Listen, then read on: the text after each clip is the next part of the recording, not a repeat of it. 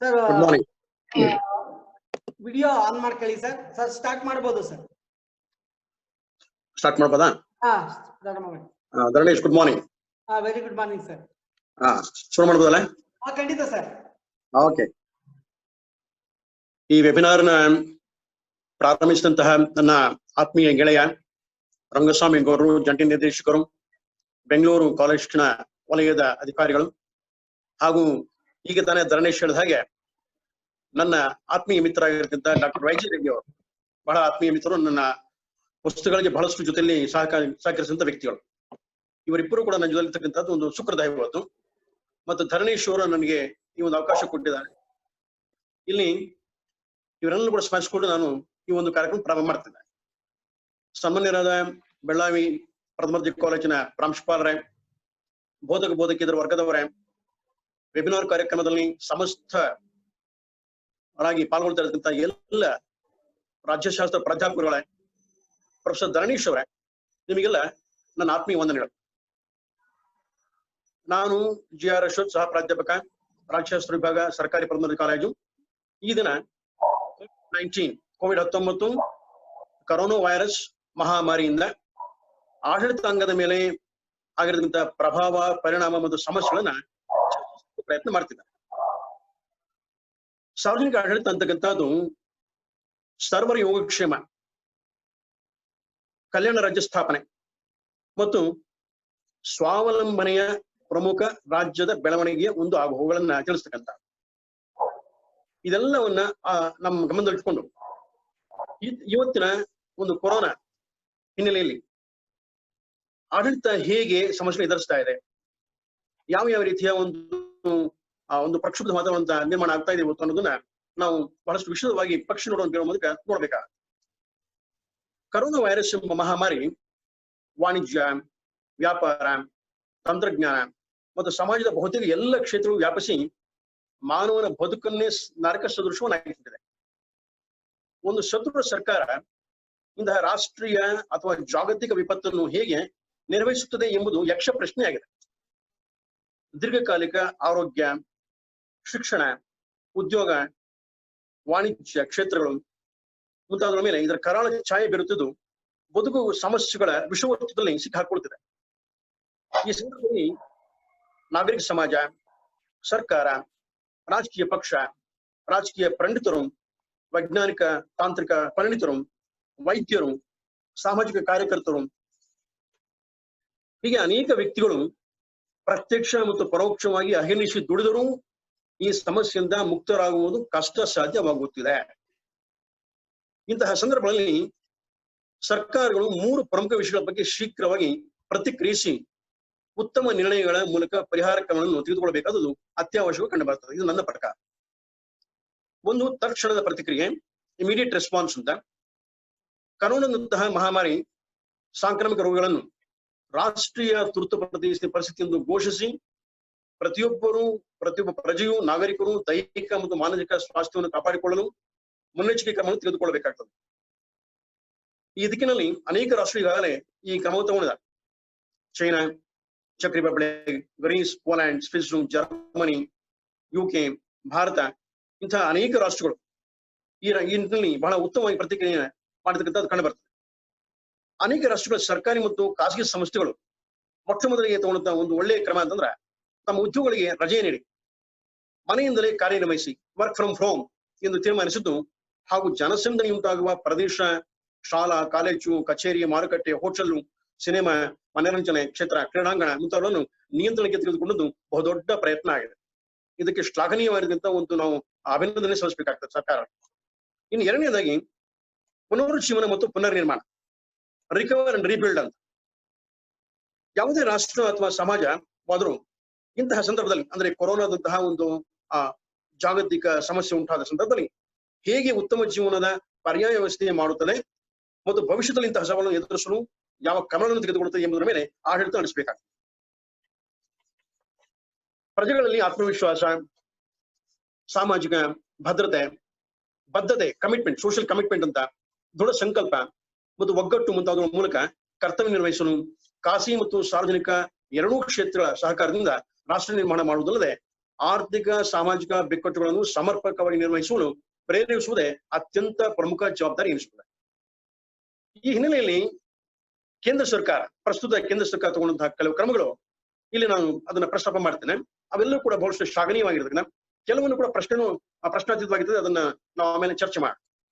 ಒಂದು ಮಾರ್ಚ್ 18, 2020 ಈಚೆಗೆ ಇಲ್ಲಿವರೆಗೆ ಸುಮಾರು 3 ತಿಂಗಳಿಗಿಂತ ಹೆಚ್ಚಿಗೆ ಲಾಕ್ ಡೌನ್, ಸೀಲ್ ಡೌನ್ ಅಂತ ಎದುರಿಸುತ್ತಿರುವ ಜನಸಮೂಹ ಪ್ರಪಂಚದಾದ್ಯಂತ ತತ್ತರಿಸಿ ಹೋಗ್ಬಿಟ್ಟಿದೆ. ಬದುಕು ನಿಸ್ತೇಜವಾಗಿಬಿಟ್ಟಿದೆ, ಅರ್ಥಹೀನವಾಗ್ತಿದೆ. ಸುಮಾರು ಜನಕ್ಕೆ ಆತ್ಮಹತ್ಯೆಗಳಾಗ್ತಾ ಇದೆ. ಸುಮಾರು ಜನ ಜೀವನವನ್ನು ಕಳ್ಕೊಳ್ತಾ ಇದ್ದಾರೆ, ಕಳ್ಕೊಳ್ತಾ ಇದ್ದಾರೆ. ದಿಕ್ಕಾಪಾರ ಆಗಿಬಿಟ್ಟಿದೆ, ಅನಿವಾರ್ಯ ಆಗಿಬಿಟ್ಟಿದೆ. ಇಂತಹ ಸಂದರ್ಭದಲ್ಲಿ ಚುನಾಯಿತ ಸರ್ಕಾರಗಳು ತಮ್ಮ ವ್ಯಾಪ್ತಿಯಲ್ಲಿ ಸಾಧ್ಯವಿರುವ ಎಲ್ಲ ಪರಿಹಾರ ಕ್ರಮಗಳನ್ನು ತೆಗೆದುಕೊಳ್ಳುತ್ತಿರುವುದು ಅತ್ಯಂತ ಶ್ಲಾಘನೀಯ ಮತ್ತು ಪ್ರಶಂಸನೀಯವಾಗಿರ್ತಕ್ಕಂಥದ್ದು. ಭಾರತ ಸರ್ಕಾರ ಮೊದಲ ಕಂತಿನಲ್ಲಿ 1.7 ಲಕ್ಷ ಕೋಟಿ ಪರಿಹಾರವನ್ನು ವಿವಿಧ ಕ್ಷೇತ್ರಗಳಲ್ಲಿ ಕರೋನಾ ವೈರಸ್ ನಿಯಂತ್ರಣಕ್ಕೆ ನೀಡಿತು. ಏಪ್ರಿಲ್ ಮೊದಲ ವಾರದಲ್ಲೇ ಪ್ರತಿಯೊಬ್ಬ ರೈತನ ಬ್ಯಾಂಕ್ ಖಾತೆಗೆ ನೇರ ನಗದು ಜಮಾವಣೆ ಕಾರ್ಯಕ್ರಮ ಅಡಿಯಲ್ಲಿ ಡೈರೆಕ್ಟ್ ಟ್ರಾನ್ಸ್ಫರ್ ಆಫ್ ಕ್ಯಾಶ್ ಅಂತನ ಸ್ಕೀಮ್ನಲ್ಲಿ ಸುಮಾರು 2,000 ರೂಪಾಯಿಗಳನ್ನ ಪ್ರತಿ ಅಕೌಂಟ್ಗೆ ನೀಡಿ ಜನಗಳಿಗೆ ಬಹಳ ಅನುಕೂಲ ಮಾಡಿಕೊಟ್ಟಿದೆ. ಇದನ್ನ ಸುಮಾರು 8.69 ಕೋಟಿಯಷ್ಟು ಈ ಸಹಾಯಧನವನ್ನು ಘೋಷಿಸಿದೆ. ನರೇಂದ್ರ ಮೋದಿ ಸರ್ಕಾರ ಕರೋನಾ ಸೇನೆಗಳಿಗಾಗಿ, ಕರೋನಾ ಸೇನಾನಿಗಳು ಅಂತ ನಮಗೆಲ್ಲ ಗೊತ್ತಿರಬೇಕು, ವೈದ್ಯರು, ಶುಶ್ರೂಷಕರು, ಪೊಲೀಸ್ ಸಿಬ್ಬಂದಿ, ಪೌರ ಕಾರ್ಮಿಕರು, ಮತ್ತೆ ಆಹಾರ ತಯಾರಕರು, ಮತ್ತೆ ತೆರೆಯ ಹಿಂದೆ ಅಂದ್ರೆ ಕರೋನಾ ನಿಯಂತ್ರಣವನ್ನ ಮಾಡ್ಲಿಕ್ಕೆ ಶ್ರಮಿಸಿರ್ತಕ್ಕಂಥ ಬಹಳಷ್ಟು ಪರೋಕ್ಷವಾಗಿ ಕೆಲಸ ಮಾಡ್ತಕ್ಕಂಥ ವ್ಯಕ್ತಿಗಳು, ಅಸಂಘಟಿತ ನೌಕರರು, ಇವರೆಲ್ಲರೂ ಕೂಡ ಕರೋನಾ ವಾರಿಯರ್ಸ್ ಅಂತ ಕರಿತೇವೆ, ಕರೋನಾ ಸೇನಾನಿಗಳು. ಇಂಥವರ ಒಂದು ರಕ್ಷಣೆಗಾಗಿ 50 ಲಕ್ಷ ರೂಪಾಯಿಗಳ ಜೀವ ವಿಮೆಯನ್ನು ಘೋಷಿಸಿದೆ. ಮತ್ತೆ MG ನರೇಗಾ ಕೂಲಿ ಕಾರ್ಮಿಕರ ವೇತನವನ್ನು 200 ರೂಪಾಯಿಗಳಷ್ಟು ಏರಿಸಿ ಸುಮಾರು 5 ಕೋಟಿ ಜನತೆಗೆ ನಿರಾಳವಾಗಿ ಜೀವಿಸಲು ಕ್ರಮ ತೆಗೆದುಕೊಂಡಿದೆ. ಒಂದು ಕಂತಿನ ಪರಿಹಾರ ದಡಿಯಲ್ಲಿ ಬಡವರಾದ ವಿಧವೆಯರು, ಪಿಂಚಣಿದಾರರು, ವಿಕಲಾಂಗರು ಮುಂತಾದವರಿಗೆ ಹೆಚ್ಚುವರಿ ಪ್ರೋತ್ಸಾಹಧನವಾಗಿ 1,000 ರೂಗಳನ್ನ ಅವರವರ ಬ್ಯಾಂಕ್ ಖಾತೆಗಳಿಗೆ ನೇರ ನಗದು ವರ್ಗಾವಣೆ ಮಾಡುವಂತೆ ತಿಳಿಸಲಾಯಿತು. ಇದನ್ನು ಸುಮಾರು 5 ಕೋಟಿ ಜನತೆಗೆ ಪ್ರಯೋಜನವಾಗಿದೆ. ಜನ್ಧನ್ ಯೋಜನೆ ಹೊಂದಿರತಕ್ಕಂತಹ ಮಹಿಳೆಯರಿಗೆ ತಲಾ 500 ರೂಪಾಯಿಗಳನ್ನು ಬ್ಯಾಂಕ್ ಖಾತೆಗೆ ಜಮಾ ಮಾಡುವ ಮೂಲಕ ಸುಮಾರು 20 ಕೋಟಿ ಜನತೆಗೆ ಅನುಕೂಲ ಕಲ್ಪಿಸಲಾಗಿದೆ. ಮುಂದಿನ 3 ತಿಂಗಳಲ್ಲಿ 8.3 BPL ಕುಟುಂಬಗಳಿಗೆ ಕನಿಷ್ಠ 3 ತಿಂಗಳಿಗೆ ಅಡಿಗೆ ಅನಿಲದ ಸಿಲಿಂಡರ್ ವಿತರಿಸಲು ಕ್ರಮ ತೆಗೆದುಕೊಂಡ ಪ್ರಯೋಜನವಾಗುವುದು. ಮತ್ತೆ ಮಹಿಳಾ ಸ್ವಸಹಾಯ ಶಕ್ತಿ ಗುಂಪುಗಳೇನಿದೆ, ಸೆಲ್ಫ್ ಹೆಲ್ಪ್ ಗ್ರೂಪ್ಸ್ ಅಂತ, ಈ ಗುಂಪುಗಳಿಗೆ 10 ರಿಂದ 20 ಲಕ್ಷ ರೂಗಳ ಬಡ್ಡಿ ರಹಿತ ಸಾಲ ಯೋಜನೆಯಡಿ ರಾಷ್ಟ್ರದಾದ್ಯಂತ ಕಾರ್ಯನಿರ್ವಹಿಸುತ್ತಿರುವ ಸುಮಾರು 63 ಲಕ್ಷ ಸ್ವಸಹಾಯ ಗುಂಪುಗಳು ಮತ್ತು 7 ಕೋಟಿ ಕುಟುಂಬಗಳಿಗೆ ನೆರವು ಘೋಷಿಸಲಾಗಿದೆ. ಅಸಂಘಟಿತ ಕ್ಷೇತ್ರದ ಕಾರ್ಮಿಕ ಕಲ್ಯಾಣ ಯೋಜನೆಯಲ್ಲಿ ಭಾರತ ಸರ್ಕಾರ ಪ್ರತಿಯೊಬ್ಬ ಕಾರ್ಮಿಕನ ಭವಿಷ್ಯ ನಿಧಿಗೆ 12% ಮತ್ತು ಉದ್ಯೋಗದಾತನ ಅಂದ್ರೆ ಎಂಪ್ಲಾಯಿ ಮತ್ತೆ ಎಂಪ್ಲಾಯರ್ ಅಂತ ಇಬ್ಬರು ಕೂಡ, ಆ ಎಂಪ್ಲಾಯಿ ಖಾತೆಗೆ 12% ಮತ್ತೆ ಎಂಪ್ಲಾಯರ್ ಖಾತೆಗೆ ಕೂಡ ಉದ್ಯೋಗದಾತನ ಖಾತೆಗೆ 12% ಹಣವನ್ನ ಜಮಾ ಮಾಡುವ ಮೂಲಕ ಮುಂದಿನ 3 ತಿಂಗಳಲ್ಲಿ ಸುಮಾರು 5 ಕೋಟಿ ಜನತೆಗೆ ನಿಟ್ಟುಸಿರು ಬಿಡುವಂತಾಗಿದೆ. ಕಟ್ಟಡ ಕಾರ್ಮಿಕರ ಸಂರಕ್ಷಣಾ ನಿಧಿ ಮೂಲಕ ಕೇಂದ್ರ ಹಣಕಾಸು ಮಂತ್ರಿಗಳಾದ ಶ್ರೀಮತಿ ನಿರ್ಮಲಾ ಸೀತಾರಾಮನ್ ಅವರು ತಿಳಿಸುವಂತೆ ಸುಮಾರು 31,000 ಕೋಟಿ ಹಣವನ್ನ ರಾಜ್ಯ ಸರ್ಕಾರಗಳಿಗೆ ವರ್ಗಾವಣೆ ಮಾಡಿ ಕಟ್ಟಡ ಕಾರ್ಮಿಕರ ಹಿತರಕ್ಷಣೆಗೆ ಮುಂದಾಗುವಂತೆ ನಿರ್ದೇಶಿಸಿದ್ದಾರೆ. ಇದರಿಂದ 3.5 ಕೋಟಿ ಕಾರ್ಮಿಕರು ಆರ್ಥಿಕ ಸಂಕಷ್ಟದಿಂದ ಹೊರಗೆ ಬರಲು ಸಾಧ್ಯವಾಗಬಹುದು. ಆತ್ಮನಿರ್ಭರ ಭಾರತ ಅಭಿಯಾನ, ಫಾರ್ಮ್ ಗೇಟ್ ಮೂಲಸೌಕರ್ಯ 1 ಲಕ್ಷ ಕೋಟಿ, ಇವೆಲ್ಲ ಕೂಡ ಕೆಲವು ವಿಶೇಷವಾದ ಕಾರ್ಯಕ್ರಮಗಳು, ಸರ್ಕಾರ ತಗೊಂಡಂತಹ ಒಂದು ಪರಿಹಾರದ ವಿಧಾನಗಳು. ಸೂಕ್ಷ್ಮ ಆಹಾರ ಸಂಸ್ಕರಣಾ ಯೋಜನೆಗೆ 10 ಕೋಟಿ, ಪ್ರಧಾನಮಂತ್ರಿ ಮತ್ಸ್ಯ ಸಂಪದ ಯೋಜನೆ 20,000 ಕೋಟಿ, ಜಾನುವಾರು ರೋಗ ನಿಯಂತ್ರಣ ಕಾರ್ಯಕ್ರಮ 15,000 ಕೋಟಿ, ಜೇನು ಸಾಕಾಣಿಕೆ ಉಪಕ್ರಮಕ್ಕೆ 500 ಕೋಟಿ ಮತ್ತು ಇದರ ಜೊತೆಯಲ್ಲೇ ಬಡವನನ್ನು ಸಂರಕ್ಷಿಸಲು ವಿಶ್ವ ಬ್ಯಾಂಕ್ನಿಂದ $1 ಶತಕೋಟಿ ಬೆಂಬಲ ಕೂಡ ಘೋಷಣೆಯಾಗಿದೆ. ಕೇಂದ್ರ ಇಂಧನ ಸಚಿವಾಲಯ ರಾಜ್ಯ ಮತ್ತು ಕೇಂದ್ರಾಡಳಿತ ಪ್ರದೇಶಗಳಿಗೆ 90,000 ಕೋಟಿ ಪ್ಯಾಕೇಜ್ ಅನ್ನು ಕೊಟ್ಟಿದೆ. ರೈಲ್ವೆ ಸಚಿವಾಲಯ ಒಂದು ಅಭೂತಪೂರ್ವ ಪ್ರಯತ್ನ ಮಾಡಿರ್ತಕ್ಕಂಥದ್ದು ನಾವು ನೋಡಬಹುದು. ಇಲ್ಲಿ ಸುಮಾರು ಒಂದು ದಿವಸಕ್ಕೆ 100ರಷ್ಟು ಶ್ರಮಿಕ ವಿಶೇಷ ರೈಲುಗಳನ್ನ ಸಂಚಾರ ಮಾಡಿಸಿ ಅಲ್ಲಿ ವಿಶೇಷವಾಗಿ ವಸಾಹತುಗಳಲ್ಲಿದ್ದಂತಹ ವ್ಯಕ್ತಿಗಳನ್ನ ಅಂದ್ರೆ ಏನು ತಮ್ಮ ಕುಟುಂಬಗಳಿಂದ ಬೇರ್ಪಟ್ಟಂತಹ ನೌಕರಿಯ ದೃಷ್ಟಿಯಿಂದ ಅಥವಾ ಬೇರೆ ವಲಸೆಯಿಂದ ಅಥವಾ ಬೇರೆ ಒಂದು ವ್ಯಾಪಾರ ದೃಷ್ಟಿಯಿಂದ ಹೊರ ಹೋದಂತ ಎಲ್ಲ ವ್ಯಕ್ತಿಗಳನ್ನ ಆ ಮರುವೆ ಮತ್ತೆ ಅವರು ತಮ್ಮ ಕುಟುಂಬಗಳಿಗೆ ಸೇರ್ಕೊಳ್ಳೋದಕ್ಕೆ ಒಂದು ಒಳ್ಳೆಯ ಕಾರ್ಯಕ್ರಮ, ಸಾಮಾಜಿಕ ಕಾರ್ಯಕ್ರಮ ಅಂತ, ಇದು ಮಾನವೀಯ ಕಾರ್ಯಕ್ರಮ ಕೂಡ ಆಗ್ತದೆ. ಇಂಥ ಒಂದು ಮಾನವೀಯ ಕಾರ್ಯಕ್ರಮ ಮಾಡ್ಲಿಕ್ಕೆ ಬಹುಶಃ ಭಾರತೀಯ ರೈಲ್ವೆ ಒಂದು ಒಳ್ಳೆಯ ದಿಟ್ಟ ಸಾಧನೆಯನ್ನು ಮಾಡಿದೆ ಆ ಶ್ರಾಮಿಕ್ ರೈಲನ್ನ ಓಡಿಸುವ ಮೂಲಕ. ಮತ್ತೆ PMGKY ಅಡಿಯಲ್ಲಿ ಈವರೆಗೆ 6.2 ಕೋಟಿ ಉಚಿತ ಸಿಲಿಂಡರ್ ನೀಡಲಾಗಿದೆ. 8 ಕೋಟಿ ವಲಸೆ ಕಾರ್ಮಿಕರು ಮತ್ತು ಅವರ ಕುಟುಂಬಗಳಿಗೆ ಉಚಿತ ಆಹಾರ ಧಾನ್ಯ ಸರಬರಾಜು ಕೂಡ ಮಾಡಲಾಗಿದೆ. ಮತ್ತೆ ನಮೋ ಭಾರತ್ ಕಾರ್ಯಕ್ರಮದಲ್ಲಿ ಬಹುಶಃ ವಿದೇಶದಲ್ಲಿದ್ದಂತಹ ಅನೇಕ ನಮ್ಮ ಅನಿವಾಸಿ ಭಾರತೀಯರನ್ನು ಕೂಡ ಭಾರತಕ್ಕೆ ಕರ್ಕೊಂಡ್ ಬರ್ತಾ ಇರತಕ್ಕಂತಹ ಕಾರ್ಯಕ್ರಮ ಇತ್ತೀಚಿನ ಒಂದು ದಿನಗಳಲ್ಲಿ ಬಹಳಷ್ಟು ನಡೀತಾ ಇದೆ. ಇದಕ್ಕೂ ಕೂಡ ವಿಮಾನಯಾನ ಸಂಸ್ಥೆಗಳಿಗೆ ನಾವು ಅಷ್ಟು ಶ್ಲಾಘನೀಯವಾಗಿರ್ತಕ್ಕಂತಹ ಒಂದು ಧನ್ಯವಾದ ಸಲ್ಲಿಸಬೇಕಾಗಿದೆ. 2020 ಆಗಸ್ಟ್ ವೇಳೆಗೆ 23 ರಾಜ್ಯಗಳು ಮತ್ತು ಕೇಂದ್ರಾಡಳಿತ ಪ್ರದೇಶಗಳು ಅಭಿಯಾನಕ್ಕೆ ಒಳಪಟ್ಟು ಒಂದು ರಾಷ್ಟ್ರ ಒಂದು ಚೀಟಿ ಯೋಜನೆಯ ಭಾಗವಾಗುತ್ತದೆ, ಒನ್ ನೇಷನ್ ಒನ್ ಕಾರ್ಡ್ ಎಂದು ರಾಮ್ ವಿಲಾಸ್ ಪಾಸ್ವಾನ್ ಕೇಂದ್ರ ಸಚಿವರು ಅಭಿಪ್ರಾಯಪಟ್ಟಿದ್ದಾರೆ. ಇದು ಕೂಡ ಒಂದು ಉತ್ತಮ ಕಾರ್ಯಕ್ರಮ. COVID-19 ನಿಗ್ರಹಕ್ಕಾಗಿ ರೋಗ ಪತ್ತೆ, ಪರಿಹಾರ ಮತ್ತು ಅಪಾಯ ತಗ್ಗಿಸುವ ಶ್ರೇಣೀಕರಣ ತಂತ್ರಗಳ ಅಭಿವೃದ್ಧಿಗಾಗಿ ಇಂಟೆಲ್ ಇಂಡಿಯಾ ಮತ್ತು IIIT ಹೈದರಾಬಾದ್ನೊಂದಿಗೆ CSIR ಸಹಯೋಗ ಮಾಡಿಕೊಂಡಿದೆ. ಇದರಿಂದ ಕೂಡ ನಮಗೆ ಅನುಕೂಲ ಆಗ್ತಾ ಇರೋದ್ರಿಂದ ಕಂಡು ಬರ್ತಾ ಇದೆ. ಇನ್ನು ಕರ್ನಾಟಕದ ಮುಖ್ಯಮಂತ್ರಿಗಳು ಲಾಕ್ಡೌನ್ ಅವಧಿಯಲ್ಲಿ ಬೋಧಕೇತರ ಸಿಬ್ಬಂದಿಯವರಿಗೆ, ಅದರಲ್ಲೂ ಕೂಡ ಖಾಸಗಿ ಸಂಸ್ಥೆಗಳಲ್ಲಿ ಶಿಕ್ಷಣ ಸಂಸ್ಥೆಗಳಲ್ಲಿ ಕೆಲಸ ಮಾಡತಕ್ಕಂಥ ಆ ಶಿಕ್ಷಕರಿಗೆ ವಿಶೇಷವಾಗಿ ಪೂರ್ಣ ವೇತನ ನೀಡತಕ್ಕಂಥದ್ದು ಒಂದು ವಿಶೇಷವಾದ ಕಾರ್ಯಕ್ರಮವನ್ನ ಹೇಳಿದ್ದಾರೆ. ಅದರಿಂದ ಅವರ ಒಂದು ಆರ್ಥಿಕ ಸಂಕಷ್ಟ ಒಳಗಾಗಬಾರದಂತದನ್ನ ಎಚ್ಚರಿಕೆ ತಗೊಂಡಿದ್ದಾರೆ. ಇದು ನಿಜವೂ ಕೂಡ ಬಹಳ ಒಳ್ಳೆಯದು. ಕರೋನಾ ವೈರಸ್ ಎಂಬ ಸಾಂಕ್ರಾಮಿಕ ರೋಗದ ನೋಡಿ, ಇದು ಇಷ್ಟು ದಿವಸ ಇದುವರೆಗೆ ಹೇಳ್ತಕ್ಕಂಥದ್ದು ಕೇವಲ ಆ ಸರ್ಕಾರ ತಗೊಂಡ ಕೆಲವು ಒಂದು ಕಾರ್ಯಕ್ರಮ ಪಕ್ಷಿಗಳು ಅಷ್ಟೇ, ಎಲ್ಲವನ್ನೂ ಹೇಳಿಕ್ ಹೋಗಿಲ್ಲ ನಾನು. ಕೆಲವರು ಮಾತ್ರ ಹೆಗ್ಗುರುತುಗಳು ಮಾತ್ರ ಹೇಳಿದ್ದೇನೆ. ಉಳಿದ ಬೇಕಾದಷ್ಟು ಇದೆ. ಜನ ಇತ್ತೀಚೆಗೆ ನಡೀತಾ ಇದೆ. ಇನ್ನು ಆ ಕೊರೋನಾ ವೈರಸ್ ಎಲ್ಲಿವರೆಗೆ ನಮಗೆ ಹಾಳು ಕೊಡ್ತಾನೆ ಇರ್ತದೆ ಅಲ್ಲಿವರೆಗೆ ಒಂದು ಆ ಕಾರ್ಯಕ್ರಮ ನಡೀತಾನೆ ಇರಬೇಕಾಗ್ತದೆ. ಹಾಗಾಗಿ ನನ್ನ ವ್ಯಾಪ್ತಿ ಬರ್ತಕ್ಕಂಥ ಇವತ್ತಿನವರೆಗೆ ಏನು ಕಾರ್ಯಕ್ರಮ ನಡೆದಿದೆ ಅದನ್ನ ಮಾತ್ರ ಒಂದು ದೃಷ್ಟಿ ಇಟ್ಕೊಂಡು ಆ ಕೆಲವು ಒಂದು ಅಂಶಗಳನ್ನು ನನಗೆ ಮುಂದೆ ಇಟ್ಟಿದ್ದೇನೆ. ಈಗ ನಾನು ಹೊರತಕ್ಕಂಥ ಇನ್ನೊಂದು ಅಂಶ ಏನಪ್ಪಾ ಅಂದ್ರೆ ಕರೋನಾ ವೈರಸ್ ನ ಒಂದು ವಿವರಣೆ, ಇದು ಹೇಗೆ ಒಂದು ಆಡಳಿತದ ಮೇಲೆ ಪ್ರಭಾವ ಬೀರಬಹುದು ಅಂತಕ್ಕಂಥದನ್ನ ತಗೊಂಡಾಗ ಇಲ್ಲಿ ನಾವು ಅದನ್ನು ನೋಡ್ಬೇಕಾಗ್ತದೆ. ಈಗ ಅದನ್ನ ಹೇಳ್ತಾ ಇದ್ದೇನೆ. ಕರೋನಾ ವೈರಸ್ ಎಂಬ ಸಾಂಕ್ರಾಮಿಕ ರೋಗದ ಪ್ರಭಾವಗಳು ವಿಶ್ವದಾದ್ಯಂತ ಮಿತಿಮೀರಿ ಹಬ್ಬುತ್ತಲಿದೆ. ನೋಡಿ, ಈಗಾಗಲೇ 3.5 ಲಕ್ಷ ದಾಟಿದೆ ಭಾರತದಲ್ಲೇ. ಏನೋ ವಿಶ್ವದಾದ್ಯಂತ ಇನ್ನಿಷ್ಟ ಇದೆ ಗೊತ್ತಾಗಲ್ಲ ನಿಮಗೆ. ನೋಡಿ, ಬೇಕಾದ್ರೆ ದಿನ ಅಪ್ಡೇಟ್ಸ್ ನೋಡ್ತಾ ಇರಬಹುದು ನೀವು. ಅಮೆರಿಕ ಇದಕ್ಕೆ ಬಹಳ ತತ್ತರಿಸಿಬಿಟ್ಟಿದೆ. ಮತ್ತೆ ವಿಶೇಷವಾಗಿ ಫ್ರಾನ್ಸ್, ಇಟಲಿ ಇಂಥವೆಲ್ಲ ಕೂಡ ಬಹಳಷ್ಟು ಇದನ್ನ ಅನುಭವಿಸ್ತಾ ಇದೆ. ಬ್ರೆಜಿಲ್ ಅಂತೂ ಬಹಳ ಕಷ್ಟ ಅನುಭವಿಸ್ತಾ ಇದೆ. ಹೀಗಾಗಿ ಇಂಥವೆಲ್ಲ ಕೂಡ ಈಗ ಏನಾಗಿದೆ, ನಾವು ಅಂಕಿಅಂಶವನ್ನು ಹೊರಗಿಟ್ಟು ನಾವು ಸ್ಟ್ಯಾಟಿಸ್ಟಿಕ್ಸ್ ಹೊರಬಿಟ್ಟು ಕೇವಲ ಅದರ ಪ್ರಭಾವ, ಅದರ ವ್ಯಾಪಕತೆಯನ್ನು ಗಮನಿಸಿಕೊಂಡು ಪ್ರಶ್ನೆ ಮಾಡಿದಾರೆ ಅಥವಾ ಅದನ್ನು ಯೋಚನೆ ಮಾಡಿದಾರೆ, ಅಲ್ಲಿ ವಿಮರ್ಶೆ ಮಾಡ್ಲಿಕ್ಕೆ ಹೊರಟಾಗ ಇದು ವೈಜ್ಞಾನಿಕ ವಿಶ್ಲೇಷಣೆ ಅರ್ಥ ವಿವರಣೆಯೇ ನಿಲ್ಕದ, ನಿಯಂತ್ರಣಕ್ಕೆ ಗೊತ್ತಿರೋದು ಮುನ್ನುಗ್ಗುತ್ತಿದೆ ಅಂತಕ್ಕಂಥ. COVID-19 ಎಂಬುದು ಕೇವಲ ಮಹಾಮಾರಿ ಅಲ್ಲ, ಇದು ವಿಪತ್ತು ನಿರ್ವಹಣೆಗೆ ಹೊಸ ವ್ಯಾಖ್ಯಾನ. ಸೊ ನನ್ನ ಒಂದು ಅನುಭವದ ಪ್ರಕಾರ ಇದು ನ್ಯಾಷನಲ್ ಎಮರ್ಜೆನ್ಸಿ ಅಂತನಲ್ಲ, ನ್ಯಾಚುರಲ್ ಕಲಾಮಿಟಿ ಅಂತನಲ್ಲ, it is the collapse of the world ಅಂತ. ವರ್ಲ್ಡ್ ಸಿಸ್ಟಮ್ ಇವತ್ತು ವರ್ಲ್ಡ್ ಸಿಸ್ಟಮ್ ಅಲ್ಲಿ ಬರುತ್ತೆ. ಇದು ಸೇಫ್ ಸಿಸ್ಟಮ್ ಬರ್ಬೋದು, ಗವರ್ಮೆಂಟ್ ಸಿಸ್ಟಮ್ ಬರ್ಬೋದು, ಅಥವಾ ಐಡಿಯಾಲಜಿ ಬರ್ಬೋದು, ಅಥವಾ ವಿಶೇಷವಾಗಿ ರಾಜಕೀಯ ಪಕ್ಷಗಳ ತಂತ್ರಗಳು ಬರ್ಬೋದು, ಸಿದ್ಧಾಂತಗಳು ಬರ್ಬೋದು, ಮತ್ತೆ ನಾಯಕತ್ವದ ಸಮಸ್ಯೆ ಬರ್ಬೋದು. ಇವೆಲ್ಲ ಕೂಡ ತಗೊಂಡಾಗ ಸೊ ಹಾಗಾಗಿ ಕೊಲಾಪ್ಸ್ ಆಫ್ ವರ್ಲ್ಡ್ ಸಿಸ್ಟಮ್ ಅಂತ ಬರ್ತದಲ್ಲಿ, collapse of world system it's ಅಂತ. ಸೊ ಹಾಗಾಗಿ ಇಲ್ಲಿ ನಾವು ಅದನ್ನ ಪ್ರಶ್ನಾತ್ಮಕ ಯೋಚನೆ ಮಾಡಬೇಕು. ಸೊ ಹಾಗಾಗಿ ಹೊಸ ವ್ಯಾಖ್ಯಾನ ಬರುವಂತೆ ಕಂಡು ಬರ್ತದೆ. ಈ ಸಂಬಂಧವಾಗಿ ನಮಗೆ ಕೆಲವು ಸಂದೇಹಗಳು ಮೂಡಿ ಬರ್ತದೆ. ಆ ಸಂದೇಹಗಳು ನೋಡಿ ಒಂದೊಂದಾಗಿ ಹೇಳ್ತೇನೆ. ಕರೋನಾ ಕೇವಲ ಭೌಗೋಳಿಕ, ಜಾತಿ, ಧರ್ಮ, ಪ್ರದೇಶ, ವಲಯ, ಸಾಮಾಜಿಕ, ಆರ್ಥಿಕ ನೆಲೆಗಳಿಗೆ ಸೀಮಿತವಾಗಿಲ್ಲ. ಮತ್ತೊಂದ್ಸಲ ಹೇಳ್ತೇನೆ. ಕರೋನಾ ಕೇವಲ ಭೌಗೋಳಿಕ, ಜಾತಿ, ಧರ್ಮ, ಪ್ರದೇಶ, ವಲಯ, ಸಾಮಾಜಿಕ, ಆರ್ಥಿಕ ನೆಲೆಗಳಿಗೆ ಸೀಮಿತವಾಗಿಲ್ಲ. ಏಕೆಂದ್ರೆ ಭೂಕಂಪ, ನೆರೆ, ಪ್ರವಾಹ, ಜ್ವಾಲಾಮುಖಿ, ಅತಿವೃಷ್ಟಿ, ಅನಾವೃಷ್ಟಿ ಮುಂತಾದವುಗಳಿಂದ ಇದು ಅತ್ಯಂತ ಭಿನ್ನವಾಗಿದೆ ಎಂಬುದು ಕಟು ಸತ್ಯ. ಇದನ್ನ ಪ್ರತಿಯೊಬ್ಬರು ಅರ್ಥ ಮಾಡ್ಕೊಳ್ಬೇಕು. ಇದನ್ನ ಈ ವ್ಯಾಪ್ತಿಯನ್ನು ಮೀರಿ ನಾವು ಚರ್ಚೆ ಮಾಡ್ಬೇಕಾಗ್ತದೆ. ಅದಕ್ಕೆ ಹೊರಗೆ ಬಂದು ಅದಕ್ಕೆ ಪರಿಹಾರ ಕಂಡುಕೊಳ್ಬೇಕಾಗ್ತದೆ. ಇದು ಒಂದು ಸಮಸ್ಯೆ. ಎರಡನೇದು, ಕರೋನಾದ ಪ್ರಭಾವ ಅತ್ಯಂತ ಸೂಕ್ಷ್ಮ ವೈರಾಣುಗಳಿಂದ ಹರಡುವುದು ಕಂಡು ಬಂದಿದೆ. ಇದರ ಪ್ರಸರಣ ಅತಿ ಶೀಘ್ರ ಬೆಳೆಯುತ್ತದೆ. ವೈದ್ಯಕೀಯ ತಜ್ಞರು ಯಾವುದೇ ಪರಿಹಾರ ಕಂಡುಹಿಡಿಯಲಾಗದಂತಹ ಸ್ಥಿತಿಯಲ್ಲಿ ತನ್ನ ಕಬಂಧ ಬಾಹುಳನ್ನು ಚಾಚಿ ಮನುಕುಲದ ಸರ್ವನಾಶವನ್ನು ಮಾಡಲು ಹೊರಡಂತಿದೆ.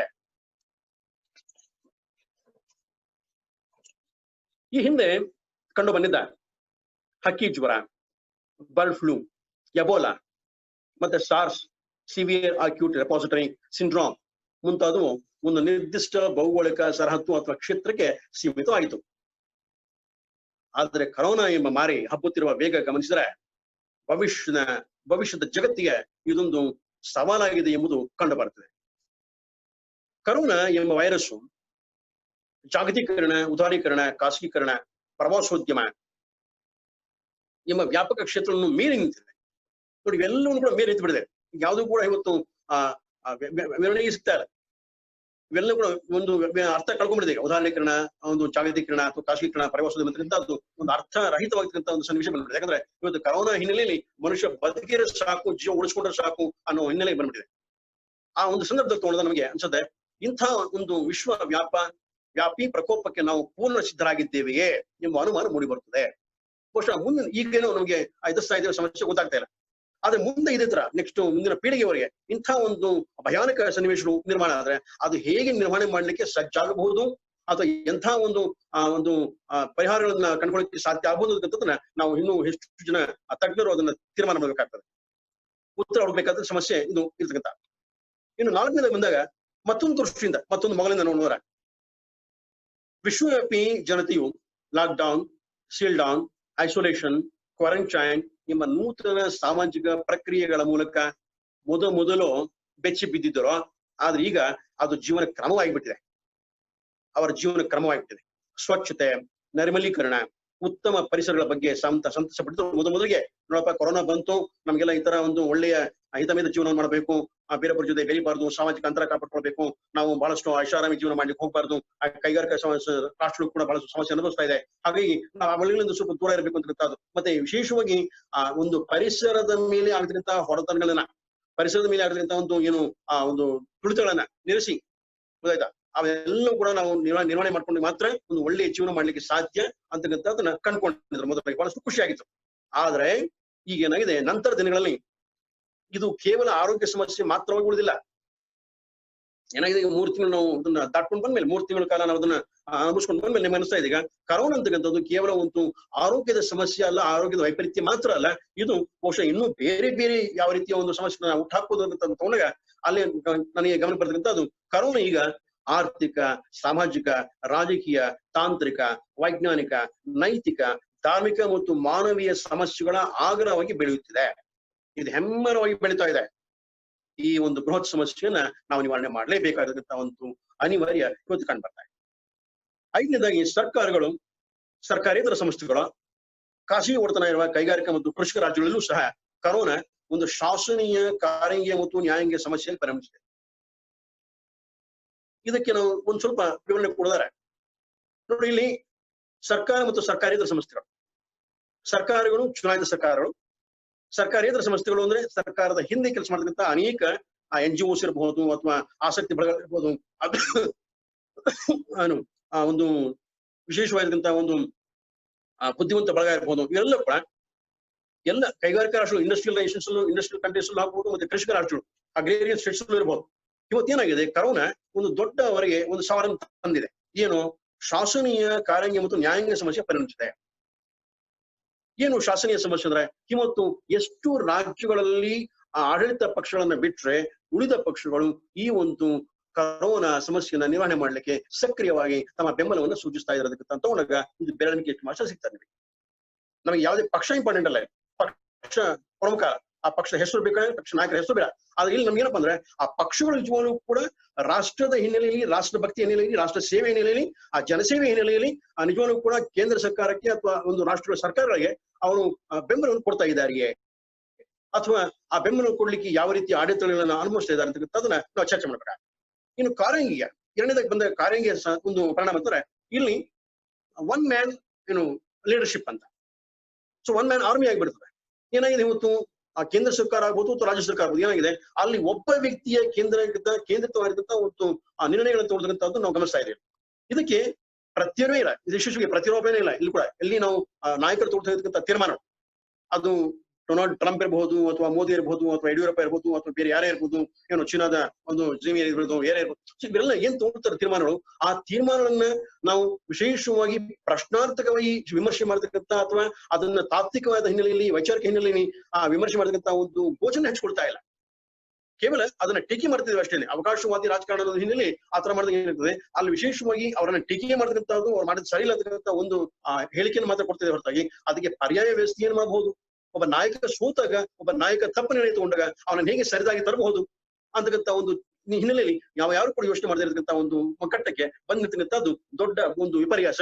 ಬಹುಶಃ ಕಾರಂಗಿಯ ಮೊನೋಪಲೈಸೇಷನ್ ಅಂತ ಹೇಳ್ತಾ ಇದ್ರು, ಎಕ್ಸಿಕ್ಯೂಟಿವ್ ಮೊನೋಪಲೈಸೇಷನ್ ಅಂತ.